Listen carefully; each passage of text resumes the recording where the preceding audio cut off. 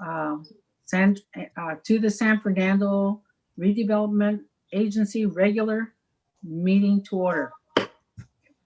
Don't you love that? Roll call, please. Yes. Councilmember Rodriguez. She's currently absent. Councilmember Pacheco. He is currently absent. Councilmember Montanez. Here. Vice Mayor Mendoza. Present. And Mayor Ballin. Present. We have a quorum. Thank you very much. And at this time, the city clerk will lead us in the Pledge of Allegiance. Please stand.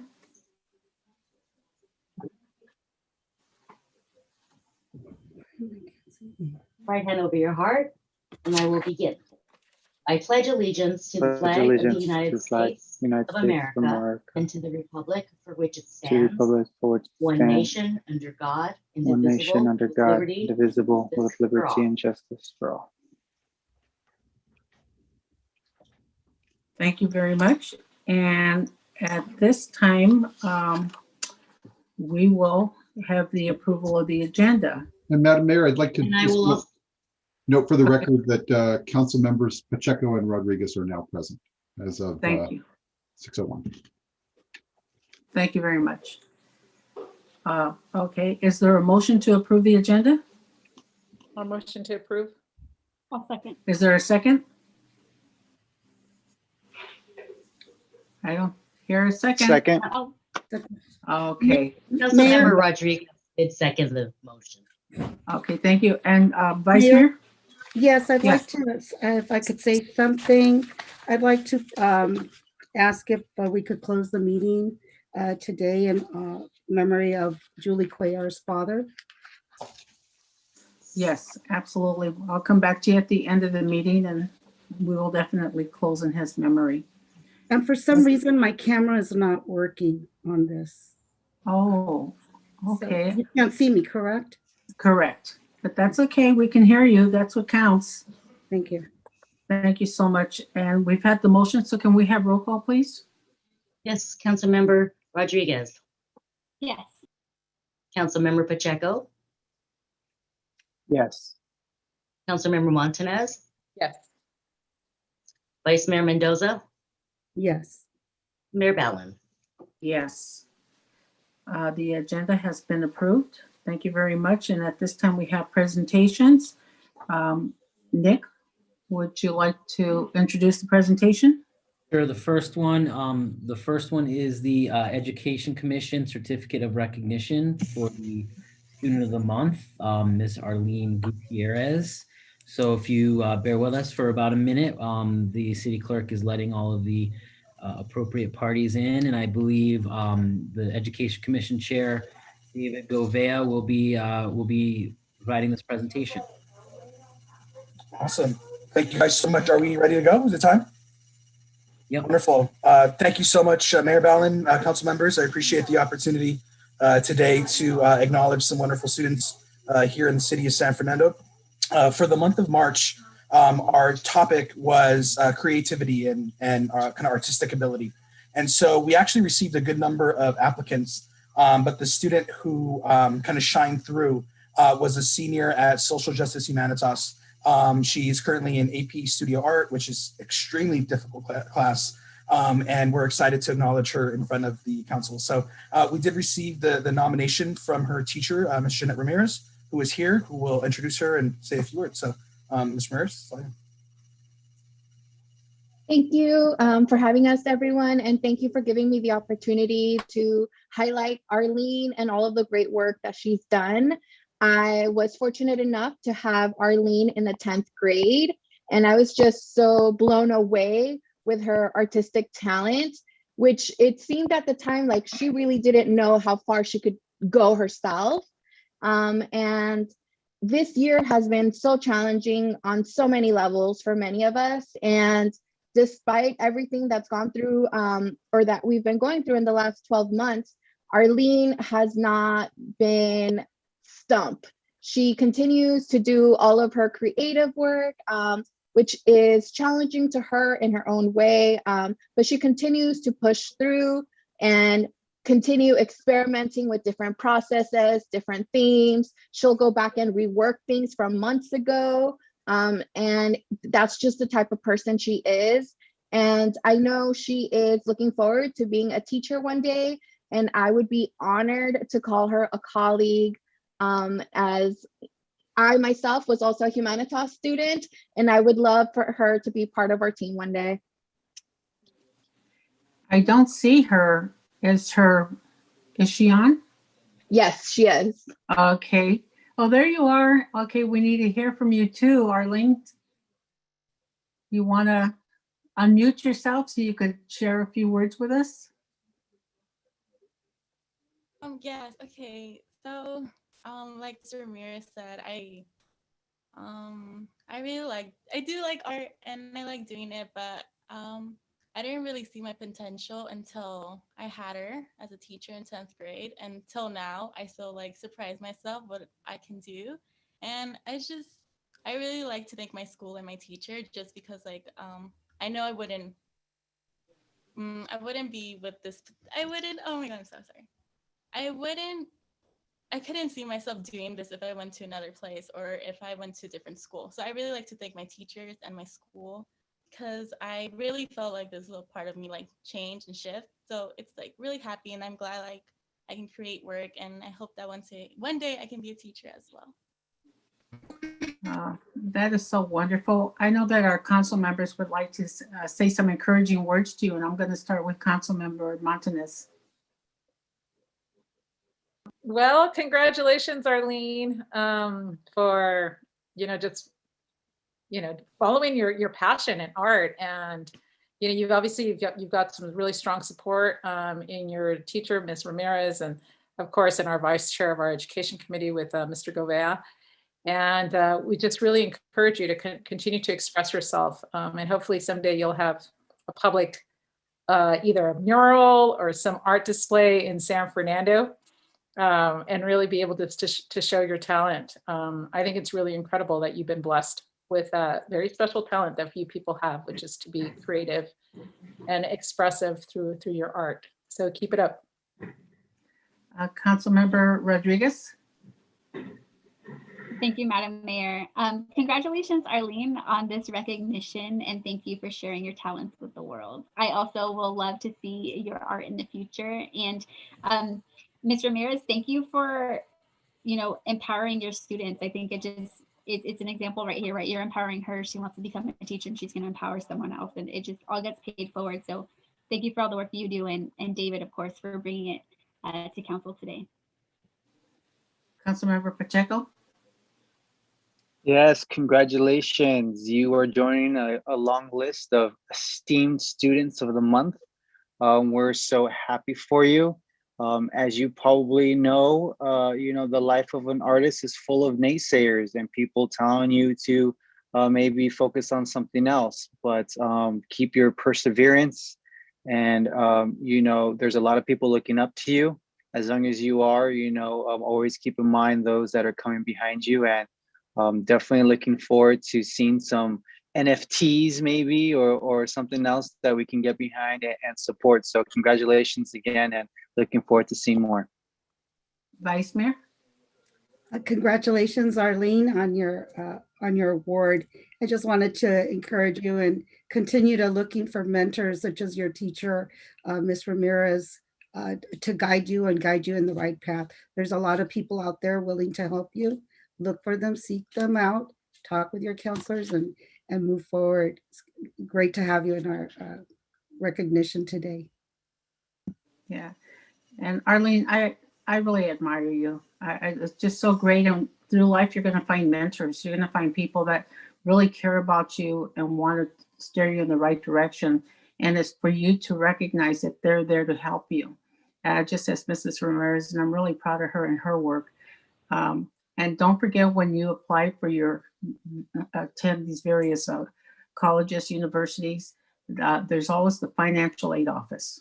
Don't forget to go there. We all need financial aid, and don't get discouraged. We all fall, but just get up and keep going. Dust yourself off and keep going. So congratulations, Mrs. Ramirez. Congratulations. And David, you'd like to say something? Yeah. So again, Arlene, congratulations. We do have a certificate for you. Ms. Fritz had it. If you could see that. So we'll make sure to get that over to you, as well as a gift card for horchataria, so you can enjoy a nice little sweet from our city. So again, we're just so proud of you. The city's proud of you, and we're excited to see the work that you do in the future. Thank you again, Council, so much. Next week we have, or next month we have resilience and perseverance as our topic. So we've received some really great applications for that. And we also have our scholarships coming up. So stay tuned. And I thank the city for all the support that you guys have given. So we appreciate it. And I'd like to say thank you to you, David, and to Mrs. Ramirez. This is so challenging to have to teach classes through Zoom and the students. It is such a difficult time. And thank you for your hard work. Thank you so much. And Arlene, I see great success in your future. Thank you. Bravo. Okay, so I don't know why Tim, the deputy city manager, is choosing not to show himself at this meeting and get off of mute. Where are you, Tim? Come on, Tim. There you are. You know what? Now that you made this decision to join us, deputy city manager, I'm going to honor you. What do you think of that? Sounds good. Sounds good. Yeah, we have a certificate of appreciation for you. You know, and I don't have it with me, but I promise you before you leave us on this week, you will have it. And I'd like to read the language for the community, for the council members. Whereas Tim Howe joined the City of San Fernando family as the Director of Community Development on January 22nd, 2018, and he was appointed as Deputy City Manager on April Fool's Day, 2019. And whereas throughout his tenure with the city, Tim has been a vital part of the San Fernando team. You really have, Tim. I'm going to miss you. I'm going to have to call you up every day. Among his many achievements, Tim has taken a leadership role in the city's COVID-19 response effort. What would we have done without you? Led the city through a formal effort to redevelop city-owned property in the downtown business district that resulted in an ENA with a qualified developer. Looking forward to how that develops. Attracted Tesla to the city downtown business district to install supercharging stations, and represented San Fernando and fought hard to ensure San Fernando's voice was heard in the East San Fernando Valley Transit Authority light rail project and the regional housing needs assessment process. Wow, you've really contributed a lot. Now, therefore, the San Fernando City Council wishes to honor you for your professionalism throughout adversity and good taste in music, and your good taste in music will be missed. And I've heard, by the way, that you're a really great dancer. I want to see that. Dancing with the Stars, that's what I say. Congratulations on the next episode of your professional career. Tim, we're going to miss you. I sincerely mean that. We've been through a lot, and you've helped educate me. And I feel like, you know, due to COVID, I lost some of these classes that you were giving me on community development, but you helped me understand it tremendously. You were a great gift to the city. You're the most talented person we've had in your department as the leader of your department since I became a council member in 2011. So I value you, I appreciate you, and my gosh, I'm gonna miss you. But that doggone Amazon, you know, they pick the best. So thank you very much. And I'm gonna go to the council members and give them a chance to embarrass you. So anyway, Council Member Rodriguez, and you're so sweet. You're just gonna be nice and say really great things about him. I think we all had the opportunity not too long ago, minutes ago, yes. Embellish all of our appreciation and well wishes for you, Tim. And just, you know, we hope that, just that you really enjoy this next chapter. Thank you for everything you've done. Thank you, Council Member Pacheco. Thank you, Mayor. Mr. Howe, what can we say? It's definitely bittersweet. I've gotten to know you over the last few years. and you have always been professional. You've always conducted yourself with a high level of integrity, which is very important to me, and you will truly be missed.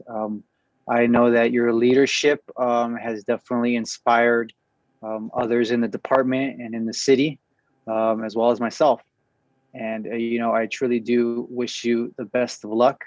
And I hope that the search for your replacement is not too long or arduous, but I am very much hopeful that we can have our first female department head in a long time here at the planning department to replace you. And I know you wouldn't mind that. So all in all, I think, we have a debt of gratitude to owe you for all the great projects that you've helped, shepherd through here in San Fernando. And, land use is not easy. There are rarely things that 100% of the public is for. Usually it's a 60-40 affair, and the minority tends to be very upset and loud, as they should be. This is our community.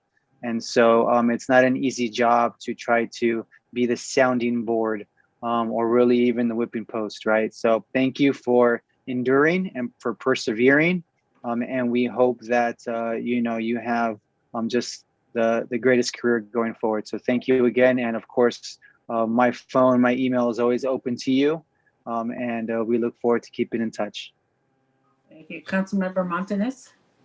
Yeah, congratulations, Tim, again. On going to work for Amazon and a growing company, obviously a company that's doing a lot. And so I wish you the best, and that we are able to stay connected, with you. And I'm curious as to, of all the songs you like, which one is the one that reminds you of San Fernando?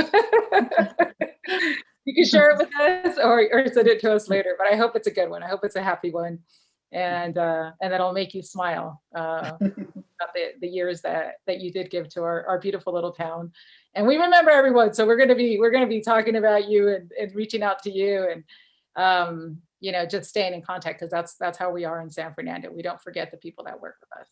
So thank you. And really, I wish you the greatest success. You are young and talented, and I have no doubt that you're gonna excel in your new position. Thank you. Vice Mayor. Okay. Congratulations, Tim, on your new job with Amazon. What's the position title that you're taking? I'll be a manager of economic development policy. Okay, great. It's going to be their gain and our loss, because, you really brought stability to the city of San Fernando. You taught me a lot, and you took pride in all the work you did. And I commend you for that, because it is a difficult position that you have. And you looked at every possibility, every possible way in which you could give the right guidance and help us make the right decisions for our city. So thank you so much for everything you did. Yeah, and I wish you the best of luck. I'm going to miss you. Well, Tim, are you going to miss us? This is your chance to tell us how sad you are that you're leaving us.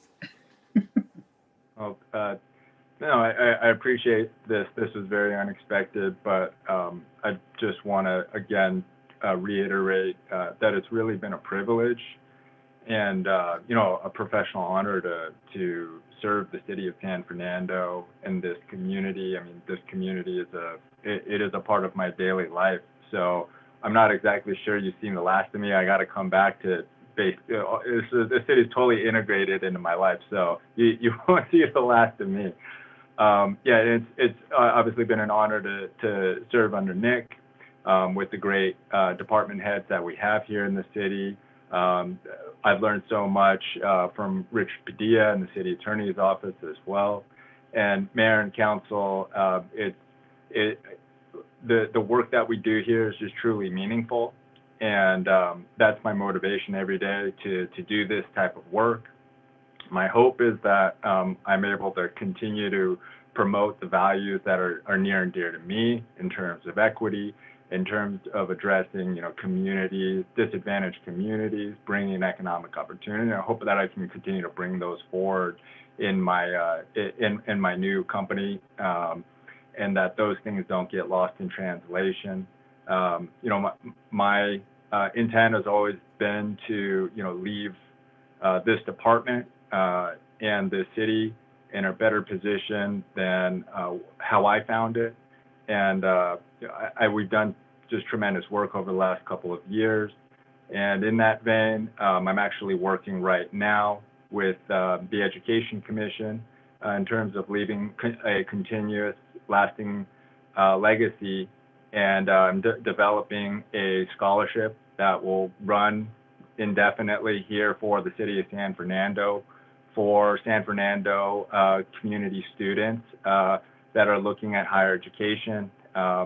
I don't want to say too much at this point, but look out for some announcements in the future for just a really great scholarship opportunity that will be open and will last far longer than my tenure here at the city of San Fernando. Thank you.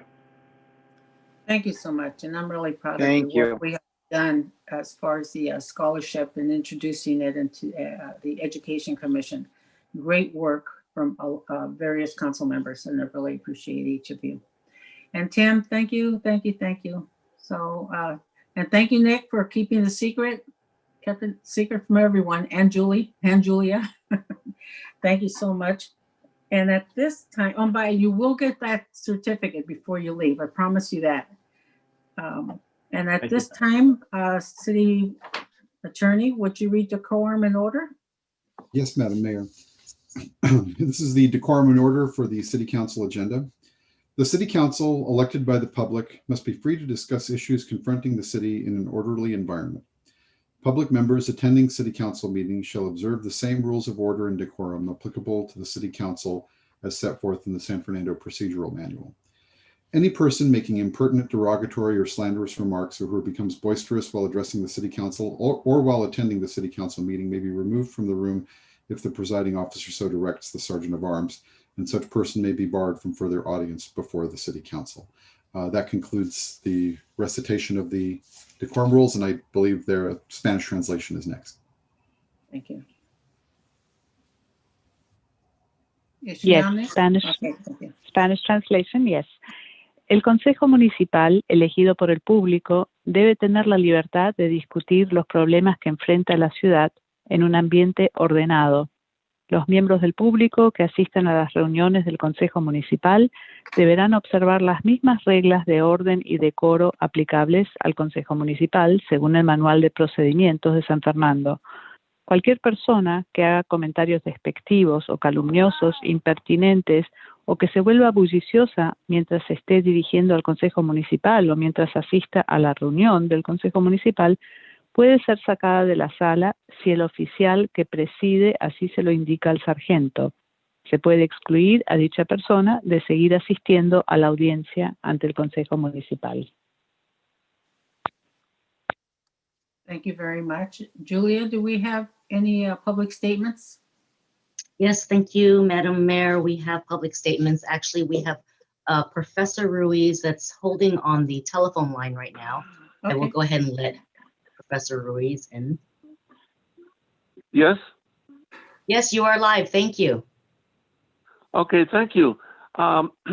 Members of the City Council, my name is Beto Ruiz, and I am a member of the Cesar Chavez Commemorative Committee. So I'm asking for your support of a proposal that's coming up later in your agenda. This is a proposal that includes our committee's donation of a plaque that would be installed on the face of the pedestal of the Cesar Chavez statue that is part of the Chavez Memorial here in the city. So with the information contained on the face of this plaque, we hope to continue bringing awareness to the contributions of Cesar Chavez. In spite of our annual march being canceled last year because of the pandemic, our committee is still continuing to organize events that help perpetuate the legacy of Cesar Chavez. And so I ask for your support in carrying out our mission and in helping us to enhance this city's unique memorial to a great man. And I thank you for your help. Thank you. Thank you very much. Thank you. Thank you, Mr. Professor Ruiz. We have two more callers, I believe. Let me see. We have the phone number, last four digits, 1202.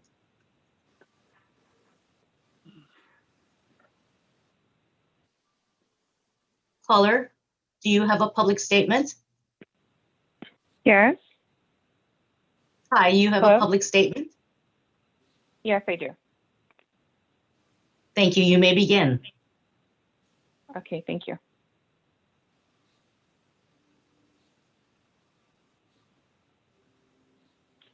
Yes, hi, good evening. Can you hear me? Yes, we can. Yes, okay, great. Hi, good evening. My name is Leticia. Yes. My name is Leticia Vasquez Wilson. Thank you. My name is Leticia Vasquez Wilson. I'm a member of the Central Basin Municipal Water District Board of Directors.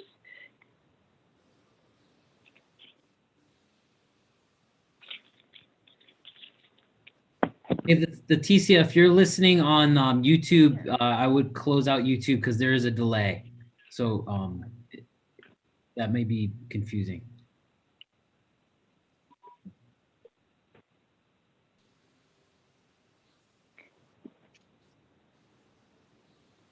Can Ms. you Wilson, hear are me? you? Yes, I apologize. I have my headphones on because I'm trying to watch on the computer and then I'm on the phone. So what I'll do is I'll remove my headphones and I'll just go ahead and talk on my cell phone. Okay, thank you for having me. I'm also a former mayor and council member in the city of Linwood.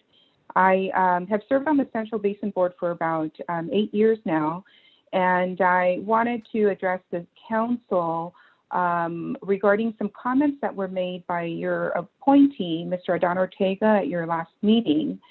I wanted to correct the record about comments that he made regarding my relationship with a Fullerton Future blog. And I wanted to inform the council that I have no relationship with that blog and that I'm concerned actually about the statements that he made. They're totally false. He also makes false accusations about my being involved in corruption at Central Basin. In fact, upon my election to the Central Basin Board in 2012, I worked closely with the U.S. Attorney's Office and the FBI, whom at the time was investigating then State Senator Ron Calderon, and former Assemblyman Tom Calderon. Mr. Rick Olivares and Mr. Richard Padilla were actually the attorneys at Central Basin during that investigation. They oversaw it. The authorities actually found that Central Basin was not involved in any criminal activity. Former Assemblyman Tom Calderon and Ron Calderon were subsequently charged and convicted of crimes. However, none of it involved Central Basin or Central Basin funds.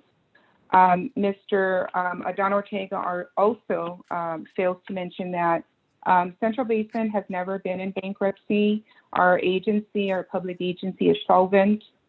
We hold over $100 million of public assets, about $20 million in reserves, which is double our public budget. He also talks about being a supporter of Senate Bill 625.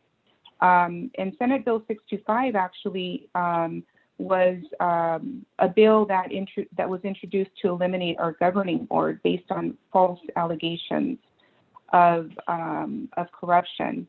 And many of our local organizations recognized what was happening. It was an effort to privatize our public water system. The NAACP took a very strong position against SB 625. The Sierra Club took a very strong position against SB 625. Many of the regional Democratic Party clubs took a very strong position against Ms. Wilson, SB 625. that would be your 3 minutes. Yes. Will you please wrap up your comments? Sure, thank you. I will submit my full public comments for the record to your city clerk, including all of the supporting documents. And I do, in closing, I just, as a former mayor and council member, I urge your own council members to consider filling this very important position. Water is life, and our communities deserve to have an elected representative who comes out of their community and who will be an advocate for their own community. Water is a precious natural resource that is becoming more and more scarce. And this is a wonderful opportunity for a member of your community or a member of your council, not an outsider, to serve Thank in you, that Ms. capacity. Wilson. Thank you. Thank you. All right, our next caller, I believe we have comments from phone number 7895. Caller phone number 7895, do you have a public comment? Yes, I do. Am I audible? Yes, it is your turn. Thank you. Wonderful. Greetings, Madam Mayor, council members, city staff, and stakeholders joining us here on Zoom and YouTube. My name is Arturo Garcia, Senior Field Rep for Assemblymember Luz Rivas. Thank you kindly for the opportunity to provide public comment. California's approach to ending the pandemic has always been to lead with science, safety, and saving lives first and foremost. Since the early days of the pandemic, California has led, issuing the nation's first stay-at-home order, implementing a strong mask mandate, and taking a slow and steady approach to reopening sectors of our economy. And since the start of the COVID-19 pandemic, Assemblywoman Luz Rivas has been working hard to keep our district updated and informed. With sweeping changes happening city and statewide, the Assemblywoman began hosting virtual town halls and teleconferences where she has been able to provide our community with important and much needed information related to COVID-19. The Assemblywoman has highlighted and hosted doctors and staff from the Los Angeles County Department of Public Health for COVID-19 updates, attorneys from legal aid at work for assistance on unemployment insurance issues, the California Department of Insurance, the Secretary of State Office, and even the Governor's Administration. She has hosted countless drive-through PPE distributions for IHSS providers and customers. And our district team has helped over 660 constituents on unemployment insurance issues since last March.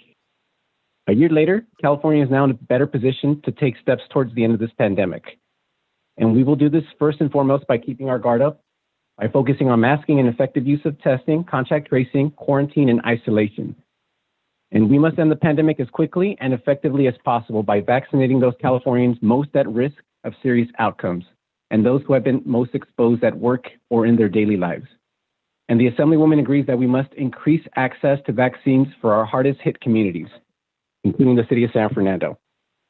The topic of equitable vaccine distribution, particularly for disadvantaged communities such as our very own, is of paramount importance for the Assemblywoman. And let me be as clear as I can be. The Assemblywoman is just as frustrated with the miscommunication that occurred with the city regarding the priority codes. Since the incident, our office has stayed in constant communication with Mr. Kimball, and the Assemblywoman continues to advocate for more vaccines for our communities. She has been involved in many conversations with Blue Shield, which is the third-party administrator, the governor's office, and LA County, and has continuously asked for a higher allocation of vaccines for our community. Assemblywoman Reeves has been a tremendous advocate on this issue, and that won't change. And she will continue to call for a prioritization of vaccines for our district. So I thank you for working with our office on this matter and for your service to the city of San Fernando and her residents. Thank you for your time.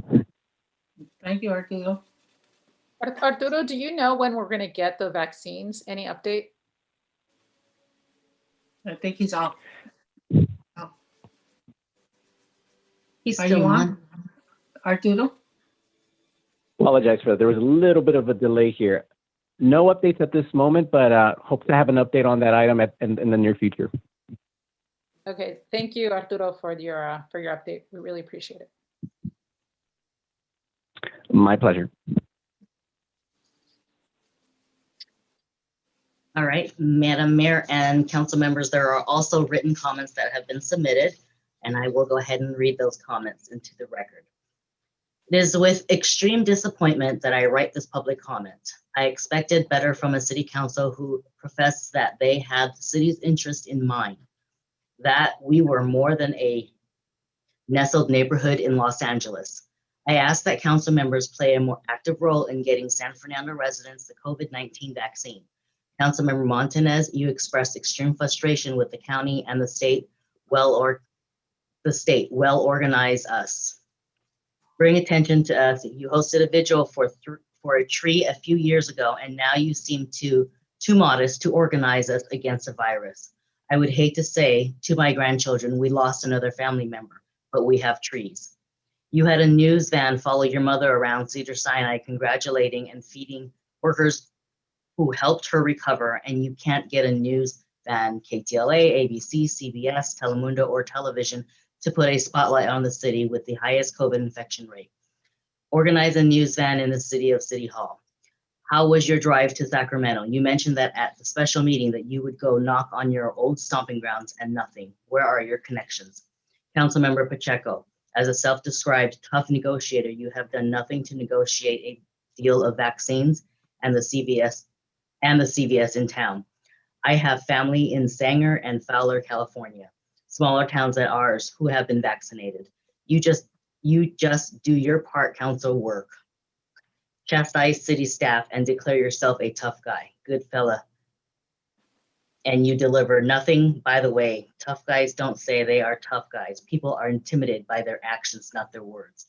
You, sir, are no Brown Barrett. Stop asking staff to do your work. You all claimed you have political connections, use them. Mayor Ballin, since you are vaccinated, you should be at City Hall assisting with reopening, serving as example that the vaccine is important and encourage residents to get it. Some Latinos are scared of the system that doesn't speak their language, pays them little attention and wants to inject them. All of you should show some presence at City Hall the days that it is open. Show some leadership, do something. Do something by Rocky Kenya. The next comments we have are from Timothy Elmore. San Fernando City Council, as we continue to make preparations for a return to in-person instruction at Cesar E. Chavez Learning Academies, I humbly ask you, please consider the transportation issue that of many of our students will face daily.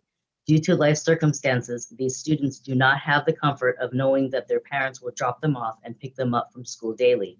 Hence, they are resigned to use public transportation where they are forced to deal with inclement weather, trash, and nowhere to sit after a long day in school. It is my understanding that there is currently a measure to improve our city's bus stops. Therefore, it is without question that I support this measure, as it will undoubtedly have a profound positive impact on the lives of many of our students. Our students can greatly benefit from having a place to sit, a place to discard trash, and a place that can provide some protection from the elements.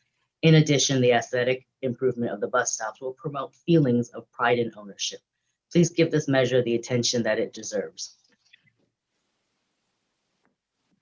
The next public comment I have is from Community Group Residents for a Better San Fernando, Christopher Lopez.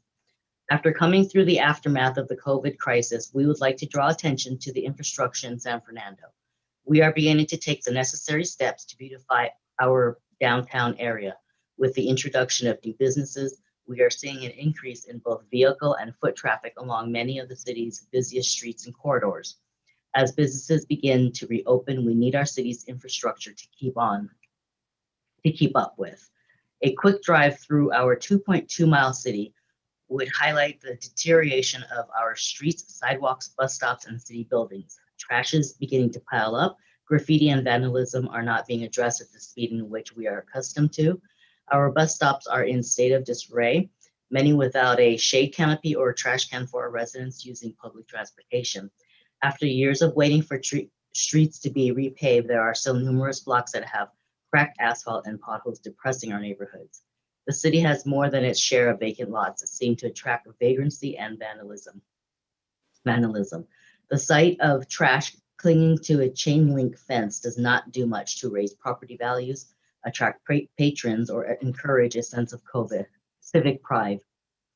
The city of San Fernando will receive funds from the $1.9 trillion stimulus package that was just passed through Congress. A fair share of San Fernando's piece of the pie should be devoted to rebuilding and upgrading our city's infrastructure.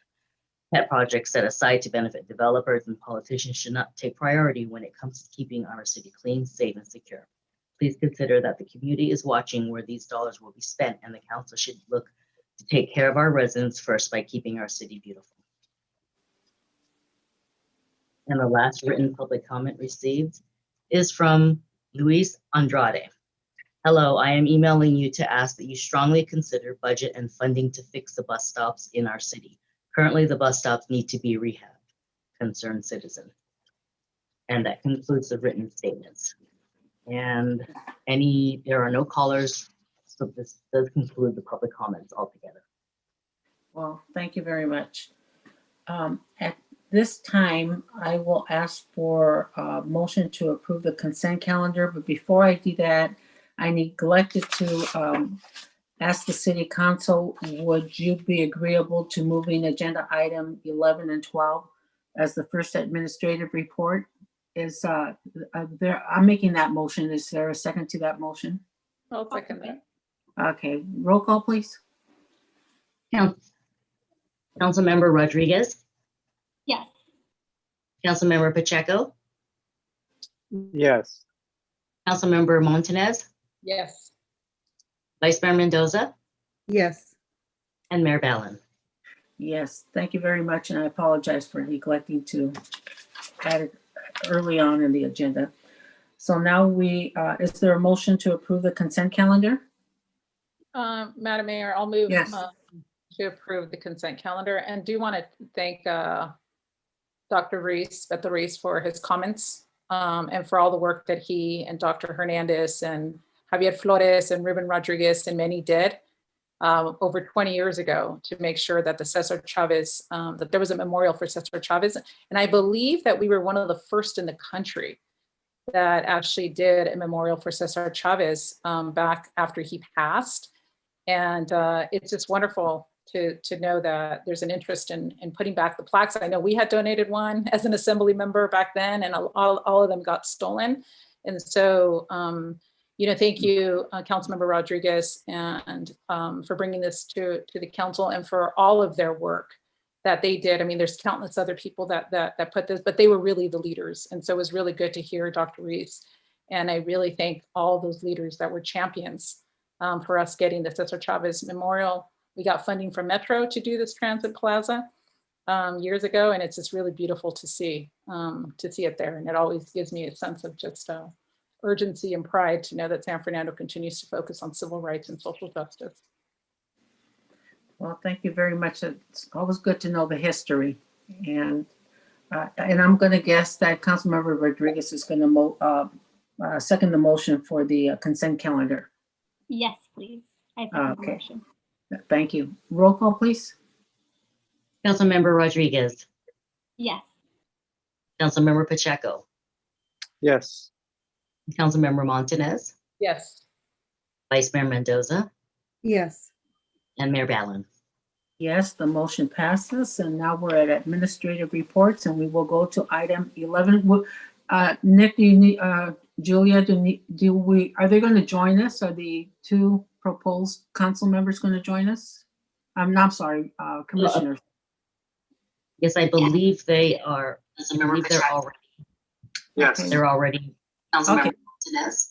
All right, thank you very much. So item 11 is consideration to appoint a planning and preservation commissioner. And this was placed on the agenda by Councilmember Montanez. Councilmember Montanez, would you like to introduce? Yeah, absolutely. So thank you, Madam Mayor. And I'm proud to nominate Mr. Dave Bernal to the San Fernando Planning and Preservation Commission. Dave, I believe, has the leadership skills, the knowledge, the passion, and the experience to serve our city well. What I respect most is his love and deep appreciation for the small, close-knit town that makes San Fernando so special. I think many of us know that Dave has served our country as a veteran of the United States Marines. He served working people, currently as a union leader. He has served our city as a transportation and safety commissioner in the past, a planning and preservation commissioner, and has chaired festivals and other special events that have brought our community together before, like COVID. Dave's a good family man. He, his beautiful wife, and their son are always involved in various community activities, and they really do care about the future of our city. We all, I think, know Dave, as he has been pretty vocal at council meetings and commission meetings for decades now. I met him over 20 years ago when we were both actively involved in preserving San Fernando's history and the architectural richness of San Fernando's homes through the San Fernando Historic Homes Preservation Group. And we have maintained a very strong relationship since then. Dave is actively involved in our neighborhood watch program and with a lot of local business, just the business community in general. He's actually one of the residents that I know will pick up the phone and reach out to businesses, inviting them to invest in San Fernando. Whether he holds a city title or not, he's constantly promoting our beautiful city. And Dave has a great working relationship with a lot of our city employees. So I have no doubt he's going to be a valuable addition to the San Fernando Planning and Preservation Commission. So I just ask, for your support as we appoint Dave Bernal as our next planning commissioner. And if he's allowed to make some comments, I think, Dave could also, oh, there's Dave. He could also, you talk a little bit about himself too. Well, Dave, you want to get off the mute first? Yeah, I can definitely do that. Okay, thank you. Go right ahead. Yeah, thank you very much, Councilmember Montañez, for the kind words. Anybody that's known me over 5 minutes knows that I do have a passion for this city, maybe almost to a fault sometimes, but I do love living here. I have served as a planning commissioner in the past and as a transportation and safety commissioner for 2 different council members. So I do try to maintain good relationships with anybody that's sitting in those chairs. So I told all of you in the past, like, whatever you guys need from me to help move this city forward, that's what I'm here to do. So, I mean, I also, as Cindy alluded to, do reach out to businesses very actively, always have, because I think we are very, very, very close to being the city that, that is going to be the envy of the San Fernando Valley and pretty much in LA, period. So, I mean, with the strong city staff, strong city council, very passionate committees, I mean, we're right there. So, Cindy, I appreciate you giving me the opportunity to, with your guys' blessing, of course, to be the next planning commissioner for San Fernando. Okay, so I'm going to find out if any of the council members have any questions to ask you. Councilmember Rodriguez, do you have any questions for Dave? No questions. Emphatic support. I'm really excited and honored to get to serve alongside you, Dave. Thanks. Thank you very much. Councilmember Pacheco, do you have any questions? No questions. I welcome Mr. Bernal. As was said before, he is a well-known figure in our community and has definitely helped participate and put energy in to several important things here in San Fernando. So we thank you for your service up to now, and definitely look forward to seeing what you have in store for the Planning Commission. Appreciate it. Vice Mayor, do you have any questions? Yes, I do. Hi, Dave. Hello. Hi. I appreciate your passion in the city, but I do have a couple of questions for you today. Today we'll vote to possibly appoint you to the Commissioner for Planning and Preservation Commission. And I feel that it's important that anyone who will hold a public office in any capacity and that represents the residents of the city must conduct themselves with honesty, transparency, and integrity. In November 2020, the election, you ran for San Fernando City Council.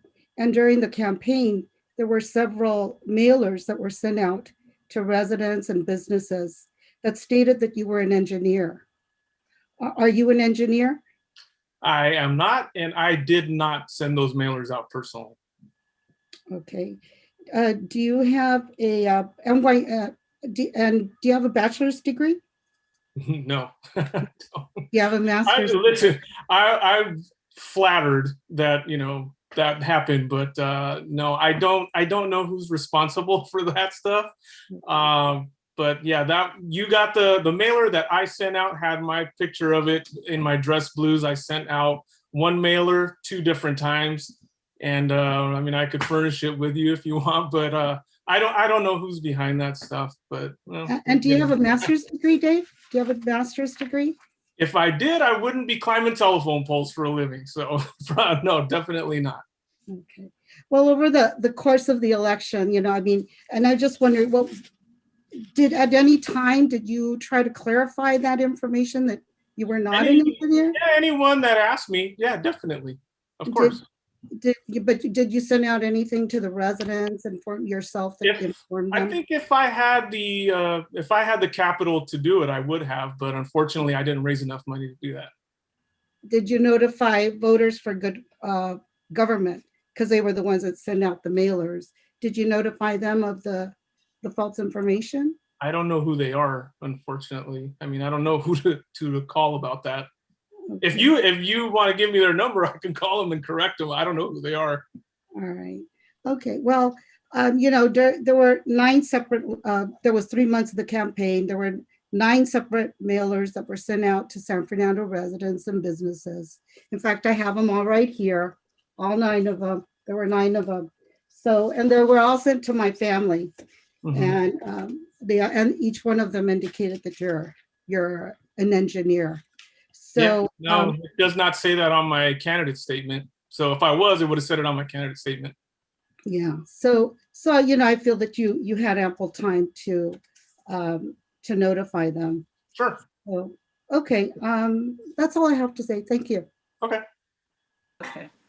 I don't have any questions. Is there a motion? And I'm going to guess that Councilmember Montanez will make the motion. Yes, I'd like to make the motion to appoint Mr. Dave Bernal to the city's Planning and Preservation Committee.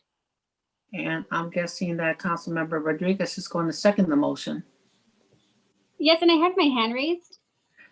Yeah, but I did not want to interrupt the council member. So yeah, I'll go right ahead. I'm sorry about that. I forgot. Yeah, I just wanted to quickly comment, and forgive me, Councilmember Montañez, I recognize this is your appointment, but I would be remiss if I didn't clarify. Is it required to have a bachelor's or a master's degree to serve your community as a commissioner? No, it's not required. It's not required for the city council members. And I'm not sure if everybody on this on the city council has their bachelor's or their master's or their PhDs.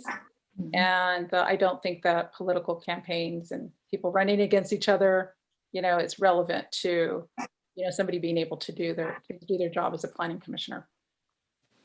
Yes, Vice Mayor. Well, the reason I asked is that because sometimes you might, sometimes a person might have the title in terms of the degree, but may not work in that. So I wanted to give him the benefit that maybe he had a degree in engineering, which I didn't know if he had any higher education. That's the reason for my question. You know, again, it's not relevant. But I know it's not. People on the city council do not have bachelors or do not have their masters or do not have their PhDs. And that has been historically the case. And I don't think people should in any way be denied the opportunity to serve their city because of their, you know, whatever degrees they have or do not have. I could say that Mr. Bernal is incredibly intelligent, very hardworking, has the highest ethics, knows probably more about this city than people that may even possibly be on the city council. With that, I'd like to thank you again, Dave, for offering to serve the committee, and I'd like to second the motion. Okay, before we take the vote, Councilmember Pacheco had something to say. Yes, just briefly. On the one hand, I think the vice mayor, you are perfectly entitled to your line of questioning. I do think someone's background is relevant. I don't think it's completely irrelevant. But on the other hand, I would really hope, Vice Mayor, that you could put the same energy towards policies that will help San Fernando move forward, like, you know, trees and bus stops and parks that you put into the consideration for someone's commissioner. So I just want to leave it at that. Thank you. Yeah, and if I mean, Vice Mayor, can you tell me what percentage of the people of the city of San Fernando have their bachelor's or their master's? Well, I think we should just take our vote. We're getting into a discussion. I don't think that we need to get into. I think it's just important. I'm sure that Mr. Bernal is just waiting patiently for that vote. Okay? Yes, thank you, Mr. Bernal. Okay. That's totally fine. I'm here to field All any right. questions from you guys. And I'll just say, I understand why the vice mayor asked the questions. I mean, there was a very deceitful mailing, and you were, as you're stating, you don't know who these people are, but, and it's frustrating. It's frustrating when people mail lies to deceive the community. That's the bottom line. Yeah, So I for do you or understand. against you, it's tough. Like, you can't control way. what people send out, unfortunately. So Right, gotta and that's do why it. I do understand her questioning. The For sure. credibility of our commissioner is important to all of us. Oh, yeah. So with that, Julia, would you please take the vote? Roll Yes, call. thank you, Madam Mayor. Councilmember Sus Rodriguez, Yes. Councilmember Pacheco, Yes. Councilmember Montanez, Yes. Vice Mayor Mendoza, Abstain. I'm sorry, I abstain, abstain. and Mayor Ballin. Yes, the motion passes. Thank you very Thank you. much. Congratulations, Dave. Thank you all so much for your consideration. Appreciate it. Okay, thank you so much. Thank you, Mr. Bernal, for your service. Thank you, Cindy. Appreciate it. Okay, so the next item, item 12, is consideration to appoint a planning and preservation commissioner. This item was placed on the agenda by Councilmember Celeste Rodriguez. So, Councilmember Rodriguez, would you introduce your candidate? Oh, and there she is. Yes. Hi. If you'll indulge me for a minute or two, I'd like to read her bio. Okay. Yvonne Mejia Pena was raised in the city of San Fernando and has extensive experience serving the community as a former planning and preservation commissioner from 2012 to 2019 and an education commissioner from 2012 to 2017. She's also involved in various educational advancement efforts through alumni associations and volunteers with the Cardenas Family Foundation Scholarship Program. She has a compliance-focused background with extensive experience in executing regulatory strategies. As a regulatory business manager for an investor-owned utility, she oversees a team managing critical proceedings related to infrastructure, renewable energy and technology, safety, environmental initiatives, customer programs, and new business opportunities, while keeping executive leadership abreast of project status and risk, building and maintaining strong relationships with external agencies and stakeholders, and influencing overall strategy development. She holds a master's of public policy with a focus in state and local politics and economics, and an undergraduate degree in finance and human resources management. She always had an affinity for land use planning functions, including ensuring that buildings and building activities conform to city zoning regulations, land development review, environmental review, and community planning. I am grateful that Yvonne has stepped forward to serve the city in this capacity. We are very lucky to have her passion and experience. And I ask for your yes vote in appointing her as my representative to the Planning and Preservation Commission. Thank you. Well, actually, Yvonne, you left something out of your resume. And you know what that is? When I introduced the scholarship program in the Education Commission, and to this day, the Education Commission is using the scoring system that you developed for the students. And that was just really exciting time, and you were part of that, and I'm very grateful. But I'm going to start off with Commissioner Pacheco. Do you have any questions? No questions. I again want to welcome you to the commission. As I alluded to before, I fully respect Councilwoman Rodriguez's right to nominate someone who she finds qualified, and I believe she found a great candidate for this position. I know we met on the campaign trail back when I ran in 2018. And I believe that your message really resonated with a large part of our community. And so I do want to thank you for your service in the past. I hope that we can continue to find ways to collaborate in the future to try to make, San Fernando a great place to live and work. So that's basically the conclusion of my comments. Thank you, Mayor. Thank you. Councilmember Montanez? Strongly support the nomination of Yvonne. Known her for a long time. I think Yvonne, you grew up in San Fernando politics because your dad, was actually on the Met board for a long time, and I think that's how I met Yvonne. Actually, she was. There was no question you were going to do amazing stuff in your career, and you've served us really well in the past on the Planning Commission and other commissions that you have been part of. And again, your love and your family's love for the city is also just really impressive and inspiring. And you're going to be a great addition as well to the Planning Commission. So strongly support your nomination. And if Celeste hadn't nominated you for something, I was going to nominate you. So I'm glad that Councilman Rodriguez nominated you. So strongly support your nomination. Vice Mayor?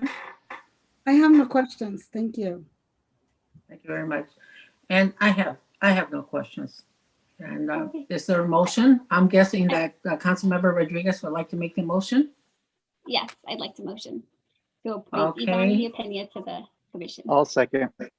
Okay, seconded by Pacheco. Roll call, please. Councilmember Rodriguez, Yes. Councilmember Pacheco, Yes. Councilmember Montanez, Yes. Vice Mayor Mendoza, Yes. Mayor Ballin. Yes. Motion passes. Congratulations, Yvonne. Thank you so much. I'm so honored and excited to serve on the Planning Commission again and be, a voice in the community again. So really excited. Thank you for your time today, consideration. Thank you. And with that, we are now moving on to item 7, and that's presentation and update regarding COVID-19 response efforts. And I'm really proud of all of our efforts, but Nick and Tim, take it away. Yes, thank you. Thank you, Mayor. As you noted, Tim will lead us through this presentation. Since last Tuesday, I do, just to kind of in a little bit of a response to the one public comment, I can assure you that this council has, all council members have been hustling and contacting, all of their contacts over the last few days to really, really the last few weeks, but especially in the last few days to really double down on resources for vaccinations in this area. And I do think that you'll see a lot coming forward in the next week or two. I want to have a shameless plug. Anyone that's interested in, and we'll get to it later in the presentation, but that's interested in receiving specifically vaccination information, please go to our website tomorrow. We'll have a registration form up, a new registration form that will continue to collect everyone's email so that we're going to be scouring the internet for when appointments are available in certain areas that are close to San Fernando. Anyone who's registered, we're going to be able to push that information out so that you have an opportunity when it's your turn to really get on top of making an appointment. We have over the weekend. Nick, I think you need to move closer to your. Sorry. Yeah, so over the weekend, we had the International Brotherhood of Electrical Workers, IBEW, in San Fernando, had and they still have throughout this week, appointments for food and agriculture workers. So, and I would encourage anyone who's in that industry at any, at any level to make an appointment. They do have they have plenty of vaccines available there this week. So we're starting to open up a lot of these eligibility criteria, and and please register on our website and we'll be able to get that information out to you as quick as we can. But sorry, I stalled. Tim, go ahead. This is your last hurrah on the COVID update. So take it away. Thank you, Nick.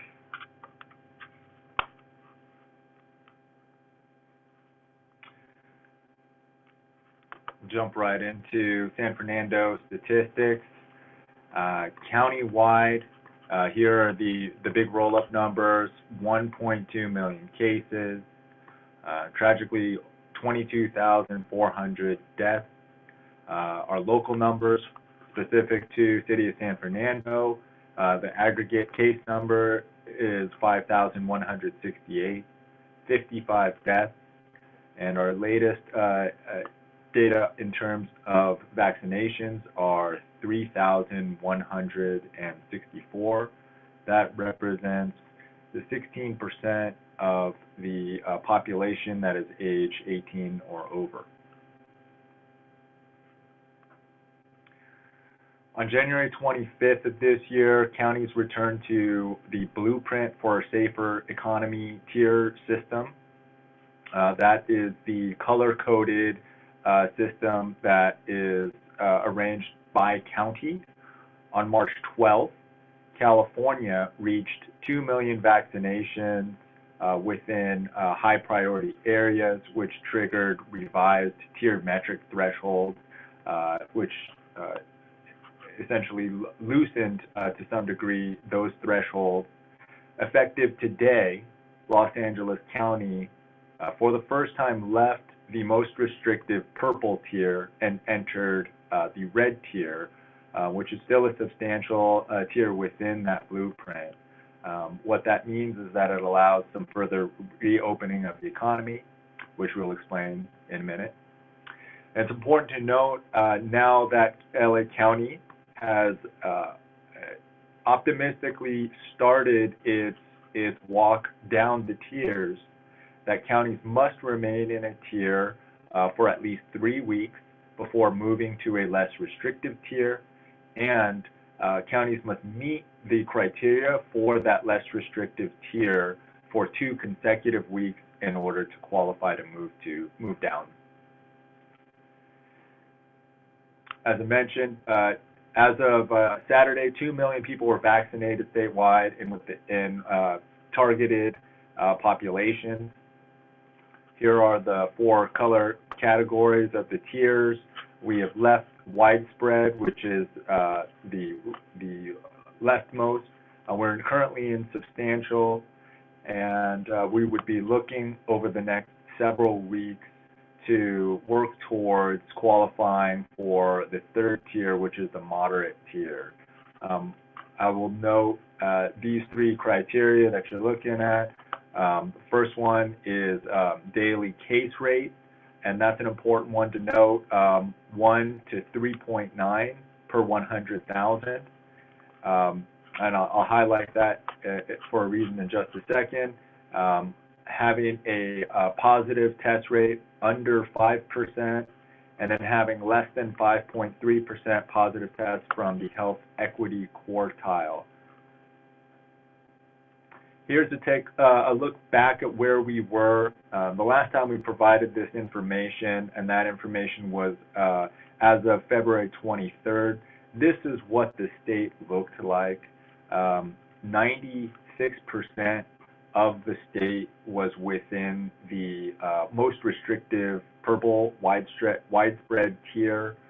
Statewide, there were 15 positive cases per 100,000, a positivity rate of 4.8%, and ICU availability of almost 21%. Within LA County, we had never left the widespread tier, and locally the numbers represented 16.5 cases, 12.3 adjusted case rate, and a 5% positivity rate, a 7.5% health equity positivity rate.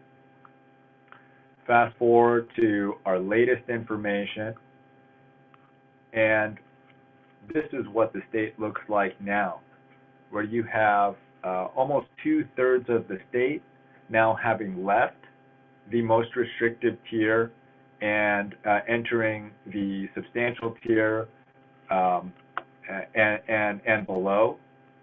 Statewide, you see a drop in the COVID positive cases to 8.1, the overall statewide positivity rate of 2.8%, and ICU availability going from about 21% to now 26.7%.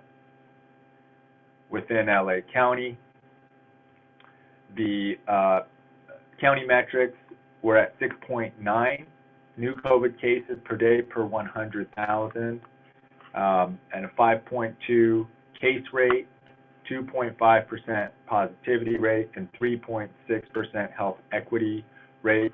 And the item I highlighted earlier was the case rate per day per 100,000. We're waiting on that number right there to continue to decline, which would make us eligible to drop down into the moderate tier. Our other metrics, positivity rate, health equity quartile positivity rate, we're already there. The county health officer order was revised and issued on March 12th. That revision became effective as of 12:01 a.m. today. Highlights of that, as we moved into the red category, tier 2, it allows restaurants to at last reopen for indoor services at 25% capacity. Retail and personal care services are now able to increase their indoor capacity to 50%. Schools now permitted in-person instruction for grades 7 through 12, and grades 7 through 12 were prohibited previously for any tier 1 counties. So that is a significant change for LA County. Museums, a number of uses, museums, zoos, gyms, fitness centers, studios, food courts at shopping centers are now all able to reopen for indoor services at limited capacity, and private indoor gatherings with masking is now allowed for up to 3 households.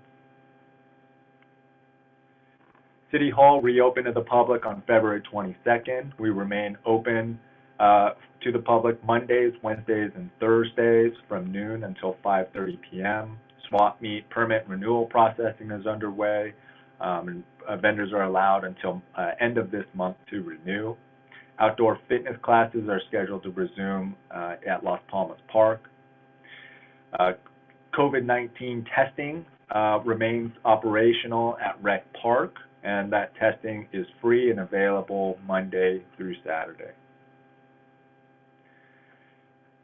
Street closures along San Fernando Road have ran in 2 phases. One that began last summer and ran through the fall. A second phase which began last month, which is modified from the initial phase. It's currently running Friday evening closure, Saturday evening closures, and then reopening again for week Sunday morning. Open space service opportunities are available for San Fernando businesses at our city parks.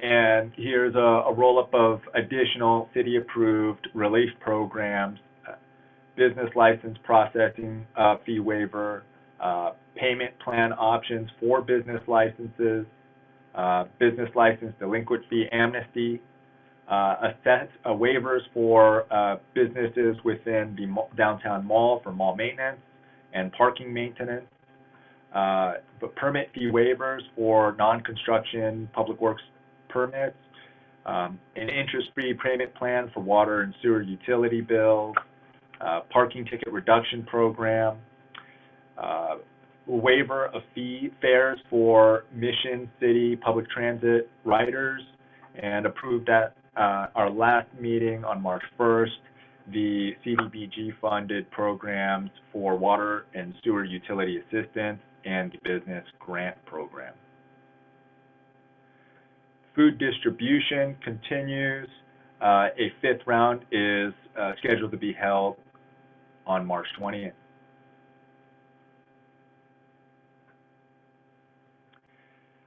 Additionally, the PPE, personal protective equipment for businesses program continues. The 2nd round distribution is anticipated to occur later this month. There have been changes since the last time we provided this presentation on tenant protections. These are all still in place.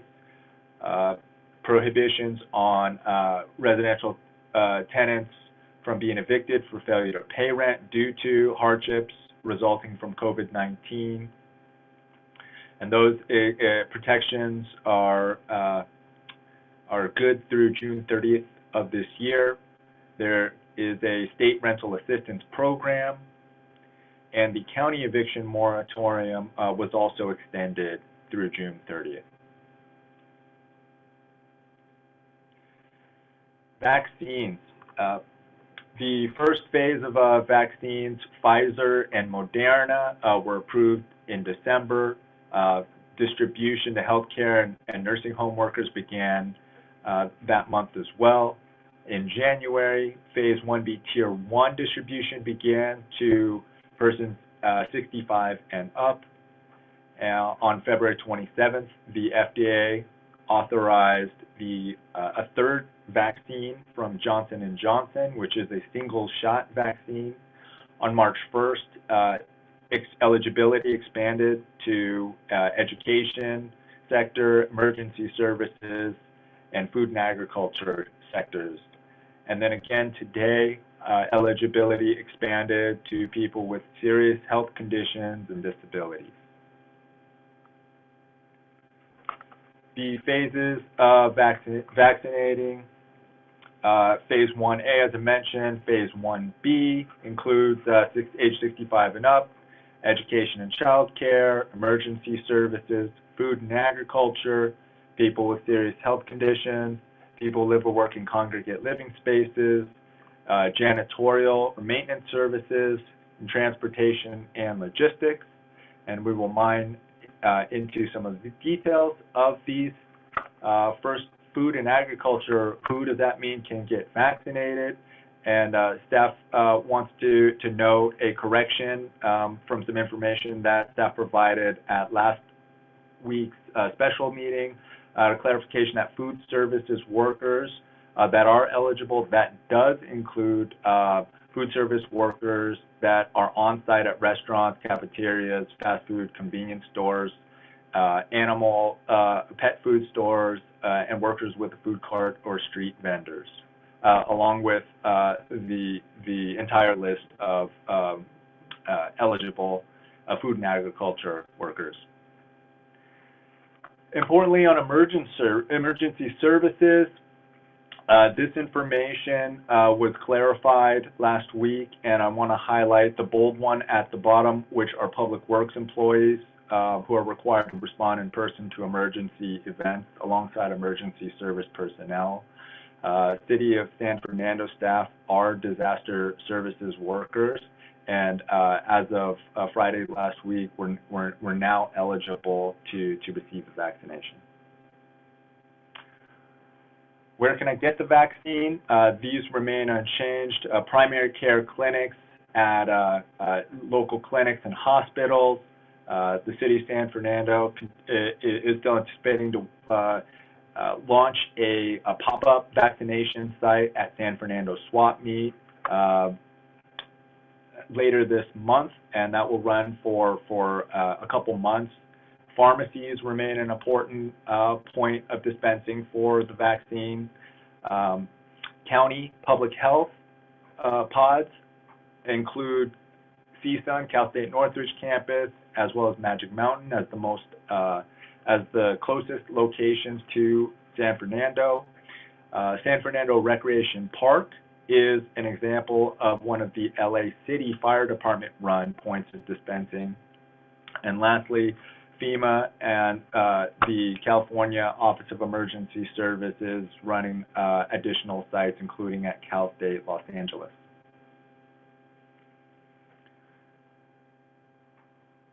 The public can register for free COVID-19 vaccine appointments. For LA County sites, we continue to recommend vaccinatelacounty.com's website. In addition, you can access LA Fire Department sites through carbonhealth.com. You can continue to call 833-540-0473 to obtain a vaccine appointment. Supply continues to be limited, and the available appointments get replenished online or over the phone at unpredictable, irregular times, so we recommend checking daily. And you can find out if it's your turn at myturn.ca cdc.gov.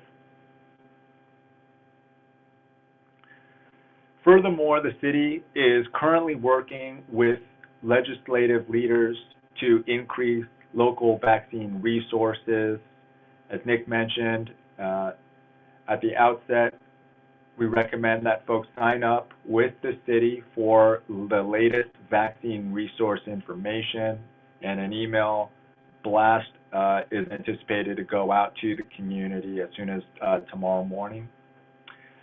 Free transportation is available to vaccine appointments for San Fernando residents, and to schedule a pickup, you can go online to sfcity.org or call 818-366-4119.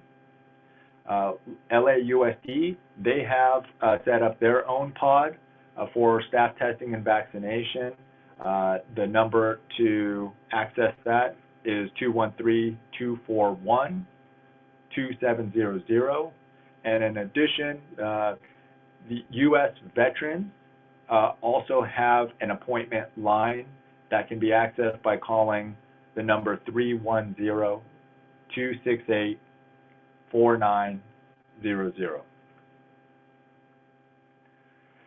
Update on the LA County daily COVID-19 data.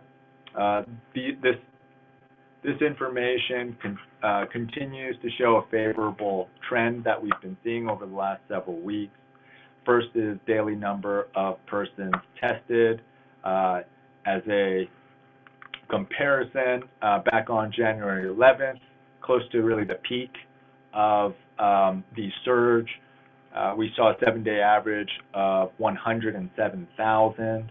As of our latest data of March 7th, that number has declined to 46,308, and nearly 6 million persons have been tested thus far. Percent of positive tests as basis of comparison on December 27th, that percentage was 18.4%. And our latest data, we have dropped to 2%, a significant decline. Number of hospitalized patients, this number continues to decline as well and head in a favorable direction.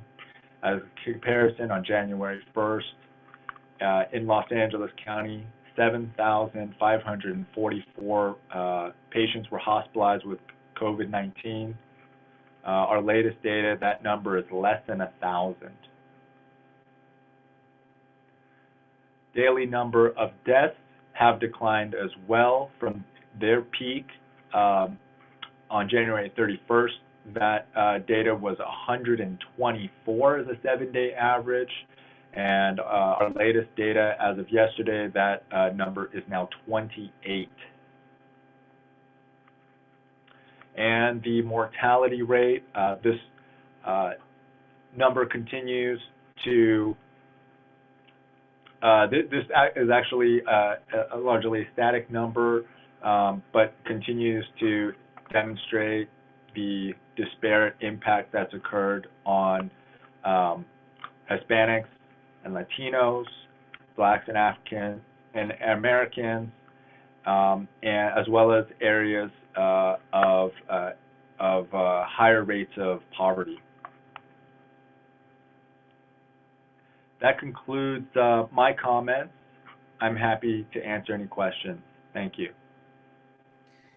Thanks, Tim. And before we go, if you can stop sharing your screen, and then before we go to council comments, I'd ask if Finance Director Diego Ibanez can give a quick update on the American Rescue Plan. Yes, thank you, Nick. Good evening, Mayor, Vice Mayor, and City Council. I sat in a webinar last week sponsored by the League of California Cities, and they are giving us updates in terms of what's to be expected on the city level. Right now, the estimate for the city of San Fernando is $4.578,084. That is still sort of up in the air based on population statistics and eligibility. But that is the number that we're sort of working on. When the final number comes in, I'll be sure to tell City Manager Kimball to kind of inform council. That's all I've got for now. Thank you, Diego. And that's all staff comments for now, and we're here for any questions. Okay, Councilmember Rodriguez. Yeah, I was wondering if Nick, you had any more updates on legislative advocacy or any responses we might have received. Yes. Yeah. So I'll get closer to the mic now, so hopefully everyone can hear me clearer. But yeah, over the last again, it's been a few weeks, but over the last week we've had even a lot of legislative activity. As I mentioned earlier, all of the council members have been very passionately involved in reaching out and connecting with many of our local elected leaders at the state level. Basically, I think what we can share is that, just because there's so many things up in the air and there's a lot of things moving, again, I would really encourage anyone to sign up and register and reply to that email. And we'll even post on social media to register for the city if you want updates, because I think there'll be a lot of opportunities through community-based organizations locally, in a lot of places that people go for church or for medical care, or places that they're familiar with, that there'll be more offerings in those areas, and we're just working through the various legislative avenues, and with the state agencies to really get more local resources here in San Fernando and surrounding communities. So I would just encourage people to sign up for that, so that when we do get those opportunities, we can quickly get that information out to the folks that are most interested in receiving it, and they can act quickly to make an appointment. Thanks, Nick. So I first want to, well, thank you for your efforts. And I know that Luz Rivas' office was also represented earlier in the public comments, talking about the advocacy happening at the state level. Like we had discussed last week, there's simply still a disconnect, right? And even if I think it's excellent that people are going to sign up on a new portal to provide their contact information and get alerts, but we still have a gap between all of our residents and then the people who are going to be on that list. And then we also have the people who are still going to need support navigating the registration pages, right, in their preferred language with digital access, things like that. And so I'd very much like to see how we can have our own operation where we're supporting people with like direct outreach calls, having our own call center. I know, Tim, you just offered a phone number. It was like an 833 area code. I'm not sure if that's like an automated system or who actually answers that line, but I think, we have rec staff potentially who have lost hours during COVID because we had less programming that could be repurposed for this effort. There's already efforts like this underway through like city offices. And Nick, I'm not sure you saw it, but I did forward you like kind of like draft talking points that people could use so that we're not, touching anyone's private information, but also there to support them if they do want help and assistance registering for vaccinations. Because I think, we have all of these vaccine centers here. We have, new eligibility starting this week. So we still have to connect the dots. And so no matter what advocacy we do to bring more vaccinations, if our residents aren't getting them, it's all, we're still not meeting the need. So I'd like to know from you what additional support you need from council.